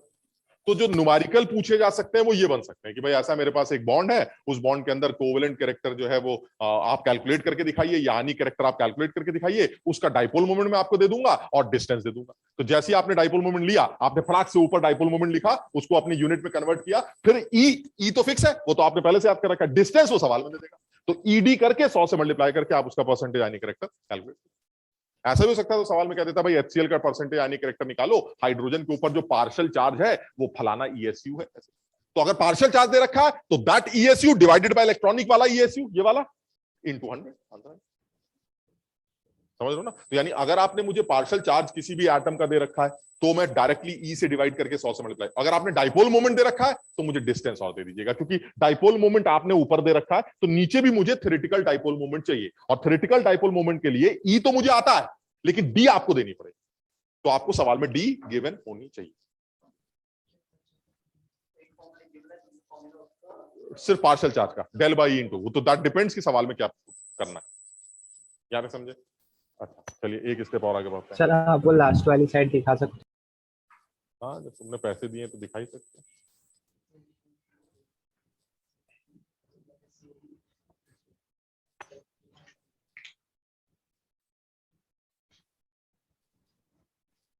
ठीक है बेटा। भाई रिफंडिंग अरे सृष्टि, आज तुम आई हो भाई? Yes sir. तुम क्यों नहीं आ रही थी अब तक? सर एक्चुअली मेरा गला खराब है, मुझको कोल्ड हो गया है, तो फिर वहां पे आऊंगी तो फिर नहीं इसलिए मैं घर से ले रही हूँ सारी क्लासेस। नहीं, सारी क्लासेस नहीं, तुम आज कल की क्लास नहीं ली थी तुमने? हाँ कल की नहीं ली थी, आज मेरा प्रैक्टिकल था ना। ओह ठीक है। ये अब वैभव काका तो आए हैं। लवली कैसी हो भाई? हो गया सर। हो गया, शाबाश। शुभ, आज सेंटर पे नहीं हो तुम लोग? नहीं सर, आज घर से लेनी थी सर, फ्राइडे है। तो चलिए, अब इसमें ना, ये तो हमारा मैथमेटिकल इंटरप्रिटेशन, मतलब इस तरह का एक ही सवाल बनता है। एक सवाल मतलब आपको डी दे देगा और डाइपोल मोमेंट दे देगा, परसेंटेज, और मुझे लगता है इस सवाल में सिर्फ एक ही कमी है, वो है कैलकुलेशन। तो थोड़ा सा कैलकुलेशन, और इतना मुश्किल नहीं है, मतलब आप देखोगे तो कैलकुलेशन इतना मुश्किल नहीं है, देखने में थोड़ा सा गंदा लग रहा है, बट हमें लगता है कि सर कट कटा के थोड़ा सा हो जाता है, ज्यादा झंझट नहीं है। तो ये इस तरह से न्यूमेरिकल, और इस सवाल को और अलग अलग फॉर्म से पूछ सकते हैं। क्या पूछ सकता है कि मैं आपको बता रहा हूं कि HCl के अंदर परसेंटेज यानी कैरेक्टर 17 होता, आप बताइए बॉन्ड लेंथ कितनी। अब तुम समझो बात को, इक्वेशन में रख के अपना जो अननोन होगा दाएं बाएं करके सॉल्व कर लेंगे। तो अब तुम देख ही रहो क्या क्या अननोन हो सकता है सर। ये डिस्टेंस अननोन हो सकती है, अब ये नहीं हो सकता सर, ये तो इलेक्ट्रॉनिक चार्ज है, ये तो दुनिया को पता है, ठीक। ये अननोन हो सकता है या ये अननोन हो सकता है। तो या तो ऑब्जर्व डाइपोल मोमेंट अननोन होगा, या डिस्टेंस अननोन होगी, या आयनिक कैरेक्टर अननोन होगा। अब इन तीनों में सर आप दो बातें मुझे बता दीजिएगा, ये डिस्टेंस हो गई और ये आपका डाइपोल। अब इन तीनों में आप दो बातें मुझे दे दीजिए, तीसरी अननोन मैं कैलकुलेट कर लूंगा। तो जैसे आपको पूछना है पूछ लीजिए, समझ में आ गई बात, ठीक। अच्छा, अब थोड़ा सा थ्योरेटिकल बात करते हैं। ये बताओ, क्या ये पॉसिबल है कि किसी बॉन्ड के अंदर, हाँ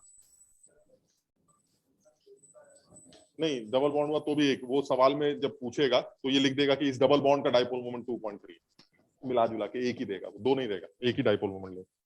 अच्छा, अब इसी में जैसे मान लीजिए वो ये कह रहा है कि क्या ये कहना ठीक है कि अब जो मॉलिक्यूल्स होते हैं उनमें अगर बॉन्ड पोलर है, एक मॉलिक्यूल में एक से ज्यादा बॉन्ड्स हो सकते हैं, जैसे तुमने बनाया ना एक डंडा दो डंडा ऐसे, तो अगर किसी मॉलिक्यूल में एक से ज्यादा बॉन्ड्स हैं और वो बॉन्ड हमारे सारे के सारे नॉन पोलर, तो क्या ये कहना ठीक है कि वो पूरा मॉलिक्यूल भी नॉन पोलर ही होगा? मेरा सवाल हालांकि हम सही, हाँ एक फिर से बोल रहा हूँ, मतलब ऐसा होगा जैसे मैं सेंट्रल एटम हो गया और मैंने ऐसे ऐसे करके कुछ टीबीपी टाइप की बकवास कर रखी, तो ऐसे ऐसे डंडे बना रखे, ठीक। अब वो सारे डंडे नॉन पोलर मतलब पोलैरिटी डिफरेंस नहीं, तो कोई भी डंडा अगर पोलर नहीं है तो क्या ये ओवरऑल मॉलिक्यूल पोलर हो सकता? नहीं सर, बात ही खत्म हो गई। जब वेक्टर ही नहीं है तो उनका रिजल्टेंट क्या निकालना सर, तो सवाल ही नहीं उठता पोलर होने का, यहां तक ठीक है। अच्छा, क्या ये कहना ठीक है कि अगर किसी मॉलिक्यूल में इंडिविजुअल बॉन्ड्स पोलर हो तो एटलीस्ट ये तो कंफर्म है वो पूरा मॉलिक्यूल पोलर होगा? बिल्कुल गलत है, कल ही हमने समझाया था ये रिजल्टेंट जीरो हो सकता। अरे कल ही तो बात हुई थी हमारी, इसलिए कल हमने बात की थी ये वाली। इंडिविजुअल तो पोलर है सर, लेकिन निपटा देते हैं एक दूसरे को, ये तो हो सकता है because resultant vector some it can be zero. कुछ समझ पाए बात को? यानी कहने का मतलब ये हुआ कि, और ऐसे केस में क्या ये कहना ठीक है कि it is only because of symmetric nature, यानी अगर कोई मॉलिक्यूल सिमेट्रिक है तो चाहे उसके इंडिविजुअल बॉन्ड्स पोलर हो चाहे ना हो, ओवरऑल मॉलिक्यूल नॉन पोलर की कैटेगरी में जाएगा, ये ठीक है। यानी अगर मैं ये कहता हूं कि पहला ऐसे बोल लेते, जैसे फर्स्ट पॉइंट अगर मैं लिखना चाहूं कि mu net is equal to 0, ये क्या रिप्रेजेंट करता, तो मैं ये बोल म्यू नेट का मतलब समझ रहा हूं, रिजल्टेंट नेट। तो ये जो म्यू नेट है अगर ये 0 रिप्रेजेंट कर रहा है तो इसके दो कहानी हो सकती है। पहली कहानी हो सकती है कि इंडिविजुअल बॉन्ड्स जो आपके अंदर हैं they are non polar, polarity है ही नहीं कहीं, बात ही खत्म, आर नॉन पोलर, ठीक है ये। और नहीं तो individual bonds are polar, still mu net is 0, that means the molecule is symmetric. यानी इंडिविजुअल बॉन्ड्स अगर पोलर हुए, इंडिविजुअल बॉन्ड्स तो पोलर हैं बट ड्यू टू सिमेट्री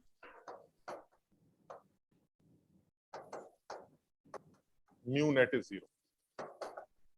यानी अगर वो मुझसे ये कहता है कि म्यू नेट को 0 बोला जा रहा है, इसका क्या सिग्निफिकेंस है, तो आप सीधे सीधे बोलिएगा कि रिजल्टेंट 0 होने के दो रीजन हो सकते हैं।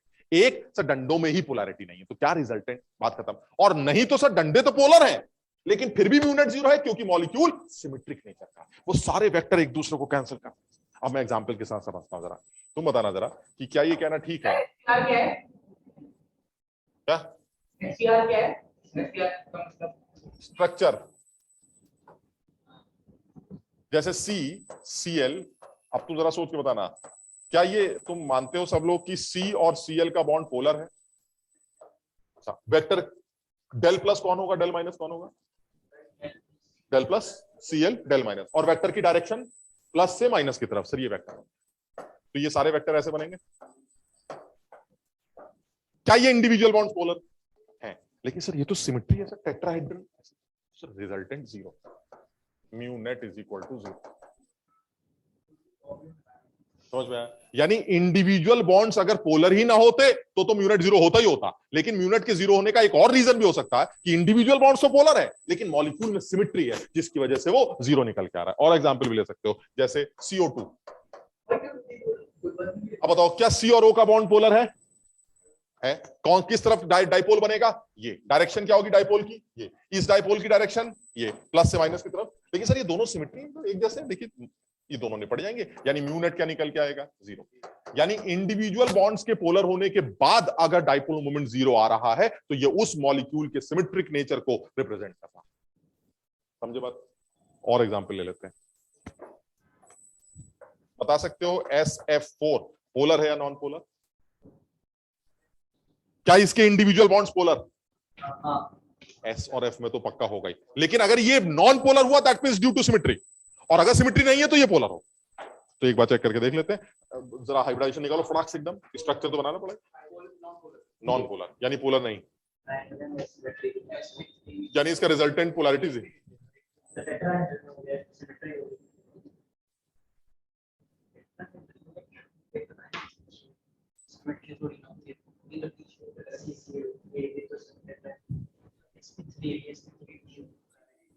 sp3d है और ये C100 है, और C100 सिमेट्रिक नहीं होता, ये पोलर मॉलिक्यूल। अब देखो ये शेप निकालने में गड़बड़ नहीं होनी चाहिए भाई।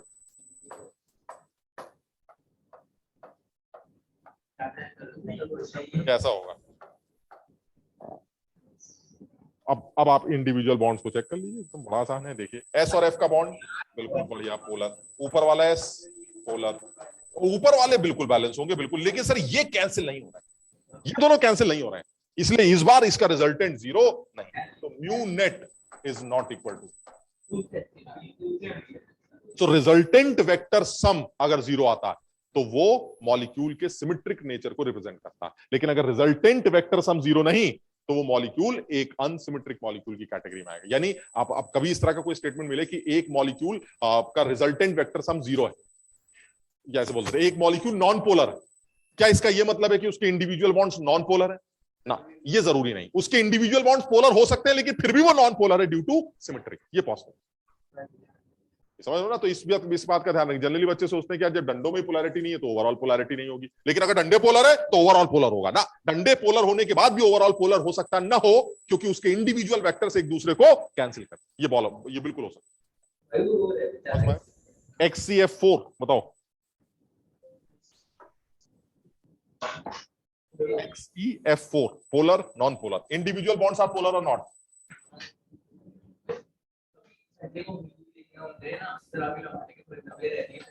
XEF4 इंडिविजुअल बॉन्ड्स पोलर है कि नहीं?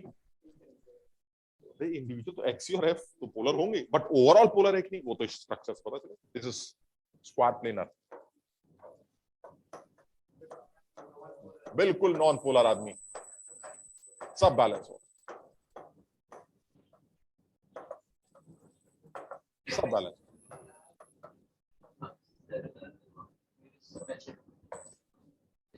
ये XC और F कैंसिल, ये इसको कैंसिल कर देगा, ये इसको कैंसिल कर देगा, और ये इसको cancel. So ultimately mu net is equal to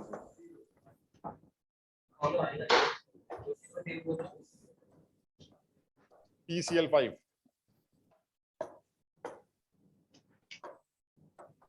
phosphorus nitrogen family 5 TVP सब कैंसिल।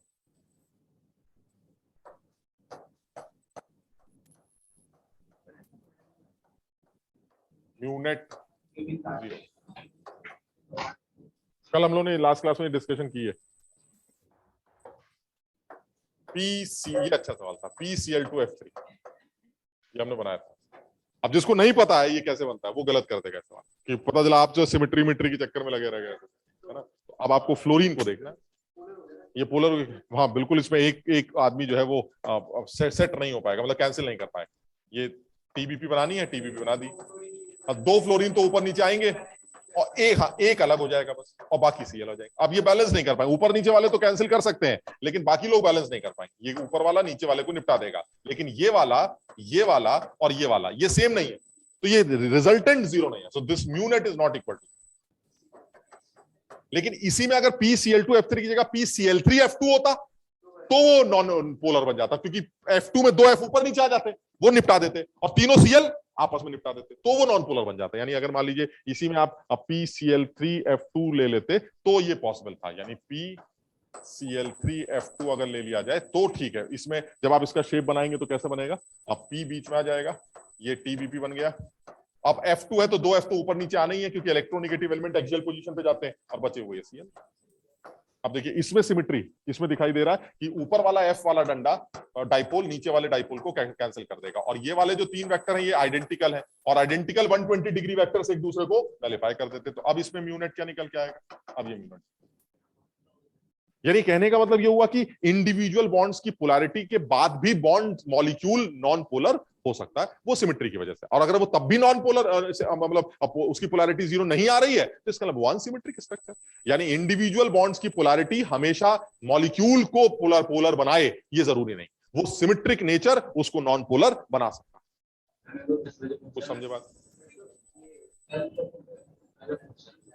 वो रिजल्टेंट वेक्टर निकालना, तुम लोग मैथ्स में वेक्टर पढ़ा है थोड़ा बहुत, फिजिक्स में या मैथ्स में। तो जैसे मान लो ये वाला डाइपोल जो है ये तुम्हारा 1.2 डिवाई का वेक्टर, और ये वाला वेक्टर मान लीजिए 1 डिवाई का, और ये वाला वेक्टर भी ये तो सेम ही है, तो ये भी 1 डिवाई का। आप रिजल्टेंट निकाल पाते हो, 3 वेक्टर एक दूसरे से 120 डिग्री पर हो, तो क्या करेंगे, सबसे पहले इन दोनों का रिजल्टेंट निकाला इस डायरेक्शन में, फिर इन दोनों को माइनस कर दो। ये एंगल 120 है ना, तो 2 वेक्टर अगर 120 डिग्री पर हैं तो resultant vector a² + b² + 2ab cos theta से, तो उससे वेक्टर निकाला और इस वेक्टर को उस वेक्टर से कैंसिल करके रिजल्टेंट वेक्टर कैलकुलेट किया। हाँ, this is the dipole moment of PCl bond, this is the dipole moment of PCl bond, and the direction is this is the magnitude and this is the direction. हाँ,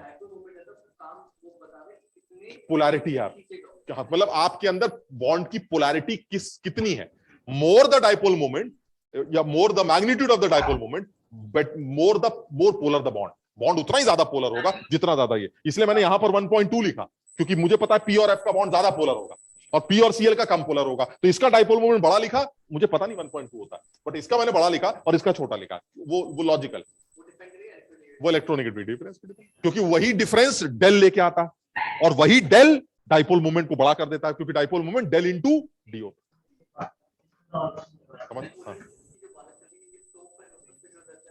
नहीं वो सब नहीं, वो soap वोप में तो बाकायदा इलेक्ट्रोवेलेंट बॉन्ड बनते हैं, मतलब वो एक पूंछ, हाँ वो अलग चीज, समझ पाए?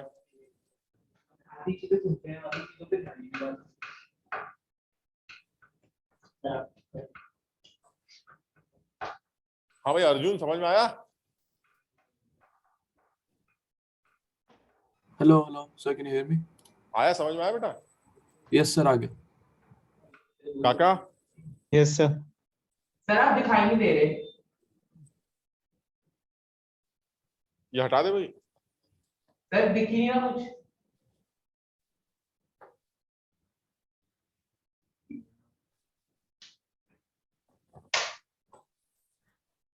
अब कुछ लोगों के डाइपोल मोमेंट्स के बारे में ऐसे जनरल डिस्कशन कर रहे हैं, एक ऐसी कुछ चीजें सिर्फ याद रहे इसलिए कर रहे हैं। आपने कुछ लिखा है? अबे चुप हो जाओ बे। सर दिख नहीं रहा आप। सर लाइट चली गई, यहाँ पे ब्लू ब्लू दिख रहा है सब कुछ। ये CS3F है और ये CD3F, तुम बताना इनमें से किसका डाइपोल मोमेंट बड़ा? अब देखो मैं जानबूझ के ऐसे एग्जांपल ले रहा हूं जिसमें मुझे तुम्हें कुछ बताना है। ड्यूटेरियम, हाइड्रोजन का आइसोटोप, तो इसका मतलब मुझे तुम्हें यही बताना है कुछ। नहीं वो तुम लोग नहीं सोच पाओगे कुछ, मतलब दिमाग मत लगाओ, तुम इतना समझो कि डिफरेंस क्या है बस।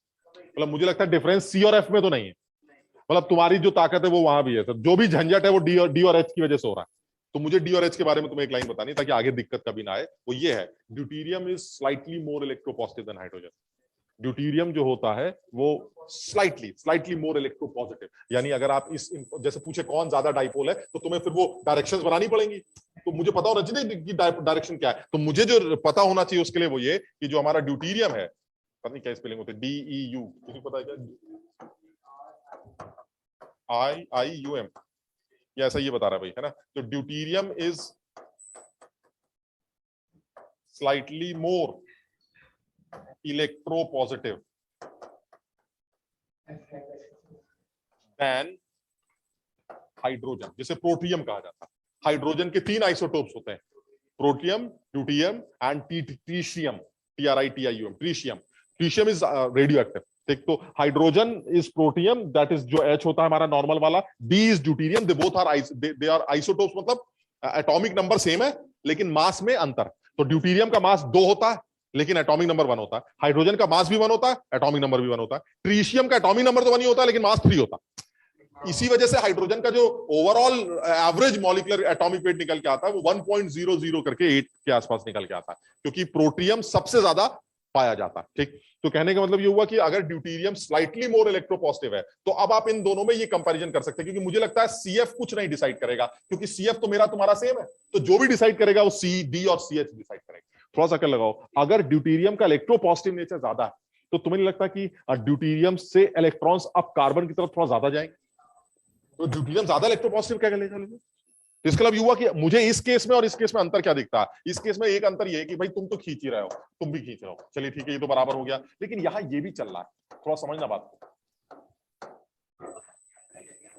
हाँ मतलब ओवरऑल जब रिजल्टेंट निकालोगे तो सब जुड़ेंगे ना भाई, ये तो देखो इसमें कोई केमिस्ट्री नहीं है, ये वेक्टर, बाकायदा डाइपोल मोमेंट एक वेक्टर है, magnitude is del d, but actually it is a vector from plus to minus. तो अगर इन तीनों चारों वेक्टर का कोई रिजल्टेंट पूछे तो क्या जवाब दोगे, ये 3 वेक्टर उस वेक्टर के साथ एडिशन में जा रहे हैं या सब्ट्रैक्शन में, ये तीनों का रिजल्टेंट एडिशन में जा रहे हैं, सब ऊपर की तरफ। तो इसका मतलब हुआ सर इसका जो डाइपोल मोमेंट निकल के आएगा वो इसके डाइपोल मोमेंट से ज्यादा निकलेगा। So dipole moment of CD3F is more than the dipole moment of CS3. तो समझे बात। और एग्जांपल लेते हैं, इसे नोट कर लो भाई, और ये इंपॉर्टेंट है, इसको जरूर याद रखना, आगे भी कई जगह पर इसका इस्तेमाल होगा।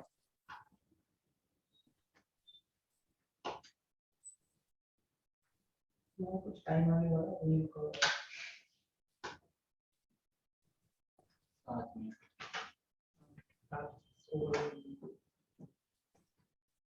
हटा दें, नहीं सब में नहीं होगा ऐसा, ये ड्यूटेरियम के लिए बोला गया, सारे आइसोटोप्स में तो हो सकता है इलेक्ट्रोनेगेटिविटी सिमिलर ही आती हो, ड्यूटेरियम छोटे साइज का है, उनमें तो ये कहते हैं कि थोड़ा सा भी डिफरेंस आता है तो आपको पोलैरिटी में डिफरेंस दिखाई देता है, तो CD3F थोड़ा सा ज्यादा पोलर दिखाई देता है एज कंपेयर टू CS3।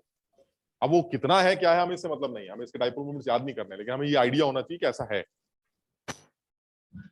हटा दे इसको, और एग्जाम्पल ले लेते हैं। एक एग्जाम्पल एनसीईआरटी का है, और बड़ी अच्छी बात है एनसीईआरटी में ये इस तरह का एग्जाम्पल दिया जाता है।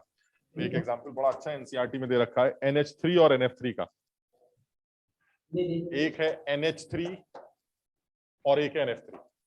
तुम अपने आप पहले सोच के देखो किसका डाइपोल मोमेंट ज्यादा है।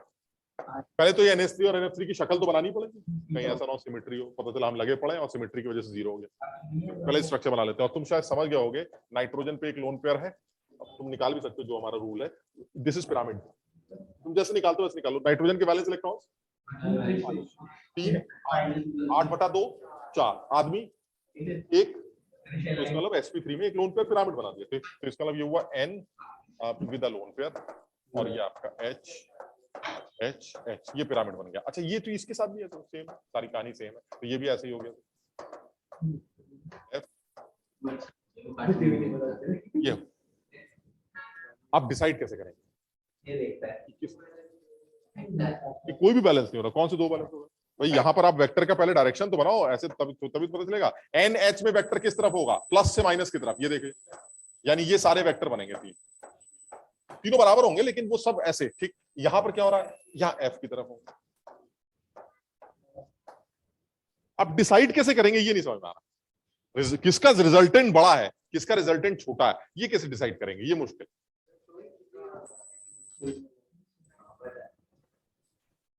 मतलब अगर हम ये निगेटिविटी को रूल बना के करें तो जितना समझ में आ रहा है वो ये आ रहा है कि नाइट्रोजन की पाउलिंग स्केल पर निगेटिविटी 3 होती है और हाइड्रोजन की पाउलिंग स्केल पर निगेटिविटी 2.1 होती है। इसी तरह से अगर यहां देखें तो नाइट्रोजन की पाउलिंग स्केल पर निगेटिविटी 3 और फ्लोरीन की 4.0।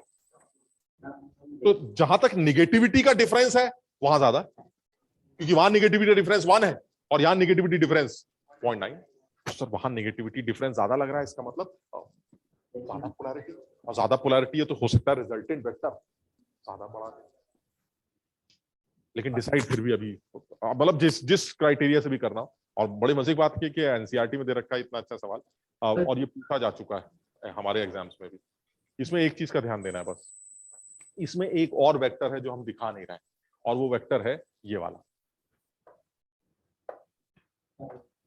ये वाला। हाँ वही बात कर रहे हैं। मान लो ऐसा है तो फिर हमें समझ में आ गया ये जीत गया, क्योंकि यहां तो सारे ऊपर जा रहे हैं, वहां ऊपर वाला नीचे वाले से हाथ घट रहा है, ठीक। लेकिन अब मानना ये है कि सर ये मान क्या ले, ये बताइए बनाए क्या डंडा, ये कौन सा डंडा है, ये कौन सा वेक्टर आ गया। सर वेक्टर के लिए क्या बोला था आपने, वेक्टर का मतलब है प्लस से माइनस की तरफ का एक डायरेक्शन बनाना था आपको। सर यहाँ तो डंडा आदमी नहीं है, तो ये कौन सा आपने वेक्टर खींच दिया ऊपर। This is a vector of lone pair with the nucleus of nitrogen. Nitrogen nucleus is positively charge, her nucleus positively charge होता है, और उसके ऊपर एक लोन पेयर। एक वेक्टर पॉजिटिव चार्ज और लोन पेयर के बीच में भी बनता है, जिसको दिखाया नहीं जाता क्योंकि हम उसका मैग्नीट्यूड कैलकुलेट नहीं कर सकते। यानी आपको अगर कभी इस तरह, जैसे अब इस सवाल में तो ऐसा दिख रहा है, तो हमने अगर वो पूछे कि NH3 और NF3 में डाइपोल मोमेंट अमोनिया का ज्यादा क्यों होता है, तो आप साफ साफ दिखाइएगा कि इस नाइट्रोजन के न्यूक्लियस के साथ उसके लोन पेयर का प्लस से माइनस, अब ठीक है प्लस से माइनस, तो प्लस से माइनस की तरफ जो वेक्टर बनता है वो इन तीनों के साथ जुड़ता है, जबकि यहां पर नाइट्रोजन के साथ जो लोन पेयर का वेक्टर बना है वो इन तीनों के साथ घटता है। इसलिए डाइपोल मोमेंट ओवरऑल किसका बड़ा देखने को मिलता है, NH3 का एज कंपेयर टू NF3, जबकि बॉन्ड की पोलैरिटी डिफरेंस वहां ज्यादा है, still this is more polar. यहां पर निगेटिविटी डिफरेंस ज्यादा है, still this bond is more polar because of this lone pair का इनके साथ जुड़ना। So resultant will be addition से आएगा और वहां रिजल्टेंट सबट्रैक्शन से आएगा। सबट्रैक्शन से कुछ ना कुछ तो कम हो ही जाएगा, तो अल्टीमेटली वो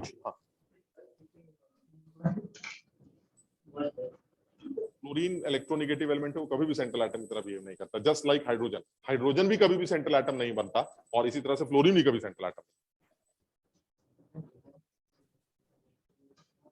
कुछ समझे बात, ठीक है। एक और एग्जांपल ले लेते हैं, चलिए। और सर ये लोन पेयर वाला केस हर जगह अप्लाई होगा? हाँ मतलब कई बार मैंने देखा है कि लोन पेयर के लिए बोल देते हैं कि ignoring the effect of lone pair, ऐसे करके, यानी जब रिजल्टेंट वेक्टर कैलकुलेट करवाते हैं तो उसमें कई बार बोला भी जाता है कि ignoring the effect of lone pair, तो हम लोन पेयर के इफेक्ट को कभी कंसीडर नहीं करते। बट इस एग्जाम्पल में तो ऐसा देखने को मिल ही रहा है, और बाकी भी एग्जाम्पल्स में हम लोन पेयर को हमेशा हमने अलग ही रखा है। हम उस लोन पेयर के इफेक्ट को जब कंपैरिजन में लाते हैं तो अंतर आ सकता है, लेकिन कभी ऐसे पूछे कि बताइए इसका रिजल्टेंट डाइपोल मोमेंट क्या निकल के आएगा, तो हम लोन पेयर को नेग्लेक्ट करते हैं, समझ लो ना। तो जैसे और एग्जाम्पल ले लेते हैं।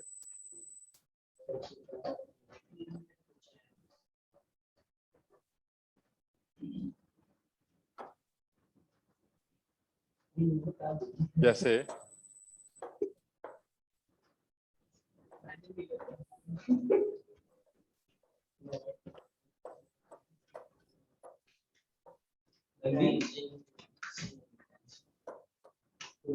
इनमें कौन सा मॉलिक्यूल पोलर दिखाई दे रहा है?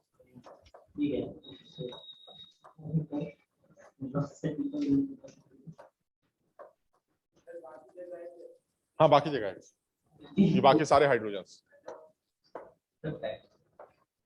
कौन सा आदमी पोलर है, कौन सा नॉन पोलर?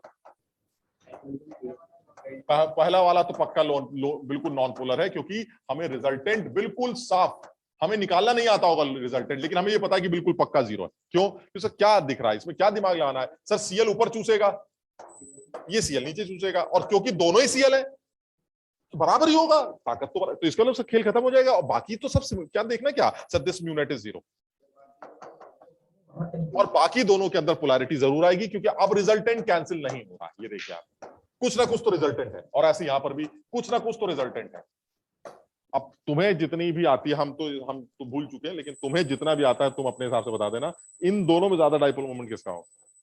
अब देखो हमें तो नहीं आता है, तुम्हें अगर आता हो तो तुम अपने हिसाब से आंसर दे देना। ये क्लियर है कि ये दोनों लोग एक दूसरे की मेटा पोजीशंस पर हैं और ये दोनों एक दूसरे की ऑर्थो पोजीशंस पर हैं, यानी एक पोजीशन के रेस्पेक्ट में जो ऑपोजिट पोजीशन होती है वो पैरा पोजीशन होती है। यानी इसके रेस्पेक्ट में ये वाली पोजीशन पैरा, इसके रेस्पेक्ट में ये बगल वाली पोजीशन ये वाली मेटा, और इसके बिल्कुल बगल वाली position ortho. So this is ortho, this is Meta and this is para.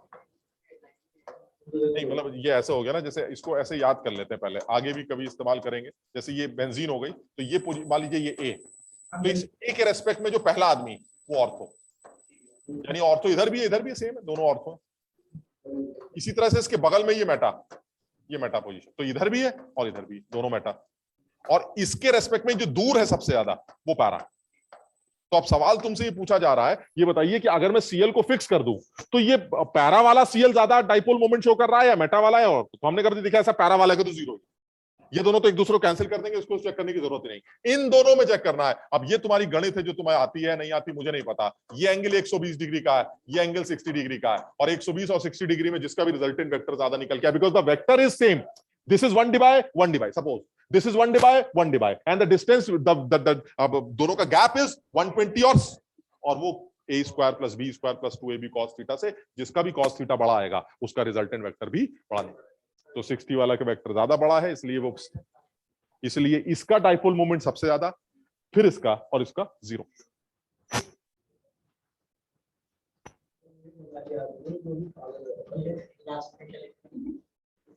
समझे बात?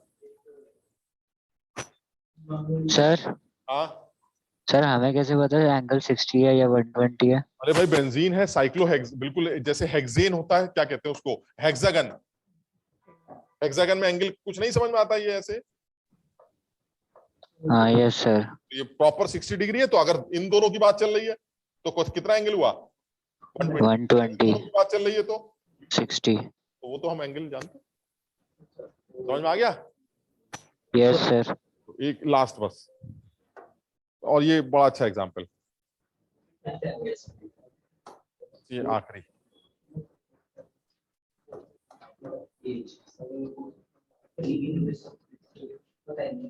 ये बेंजीन है, मतलब जो इलेक्ट्रॉन्स आपने बनाए ना डंडे, वो ऐसे करके रोटेट करते हैं अंदर।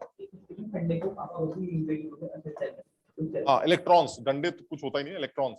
जैसे ये डबल बॉन्ड है, ये डबल बॉन्ड, ये डबल बॉन्ड, तो ये 2 इलेक्ट्रॉन्स यहाँ है, वो यहाँ है, 2 यहाँ, ये ऐसे पूरे 6 कार्बन में ऐसे रोटेट करते रहते हैं। तो कभी पाई बॉन्ड इधर बनता है, कभी इधर बनता है, कभी इधर बनता है। तो हम उसको जनरल फॉर्म में ऐसे दिखा देते हैं,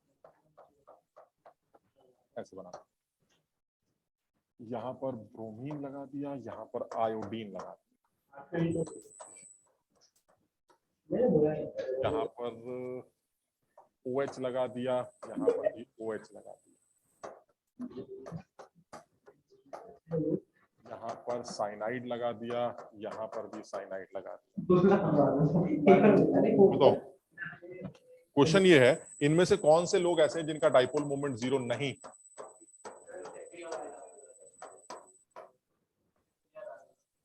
देखो ये तो 0 है, इसमें तो कुछ दिमाग लगाना नहीं, ये ऊपर चूस लेगा, ये नीचे खींच लेगा, दोनों बराबर हैं, खेल खत्म हो जाएगा। So mu net is 0।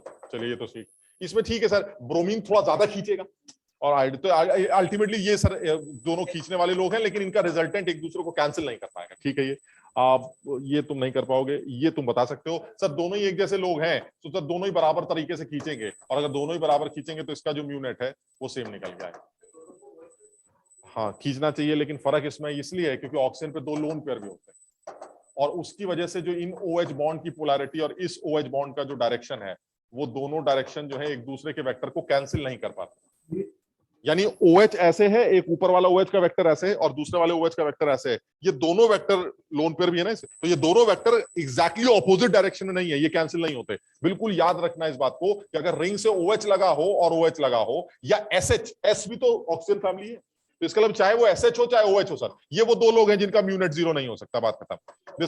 लेकिन यहां हो सकता है, यहां हो सकता है क्यों? क्योंकि सर ये लीनियर स्ट्रक्चर है, कार्बन के साथ ट्रिपल बॉन्ड लगा, sp याद है, sp हाइब्रिड, और अगर sp हुआ तो ये लीनियर का ठीक है सर, एक इस डायरेक्शन में एक इस डायरेक्शन में ऐसे करके ये कैंसिल हो सकते हैं, लेकिन ये वाला जो वेक्टर OH ये टेट्राहेड्रन है, तो एक वेक्टर ऐसा बनेगा, एक वेक्टर ऐसे नीचे वाले का बनेगा, ये कैंसिल नहीं हो सकते क्योंकि ये एग्जैक्टली ऑपोजिट डायरेक्शन में नहीं। तो इसका मतलब ये हुआ ये अब OH वाले और SSH वाले ये दोनों लोग म्यूनेट 0 नहीं शो करेंगे।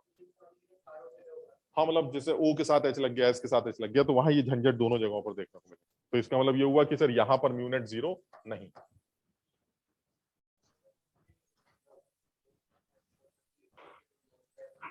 नहीं ऐसा नहीं हो सकता, लेकिन ऑक्सीजन 2 ही बॉन्ड बनाएगा, तो बाकी तो उस पर 2 लोन पेयर होंगे हमेशा।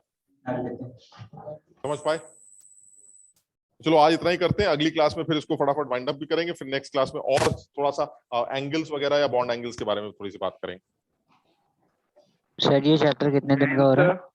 अभी थोड़ा सा टाइम और लगेगा बेटा, बड़ा चैप्टर है थोड़ा सा टाइम लगेगा, लेकिन जल्दी हो जाएगा cover. Okay, thank you sir. Sir जय हिंद सर। क्लास के नोट्स अपलोड कर रहे हैं लास्ट क्लास के।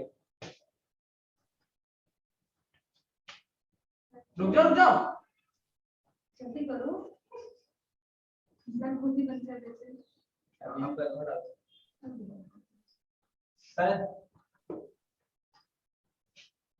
भाई सर इग्नोर करते हैं, इतना पूरा मालूम हुआ ही चीज नहीं दी हमने।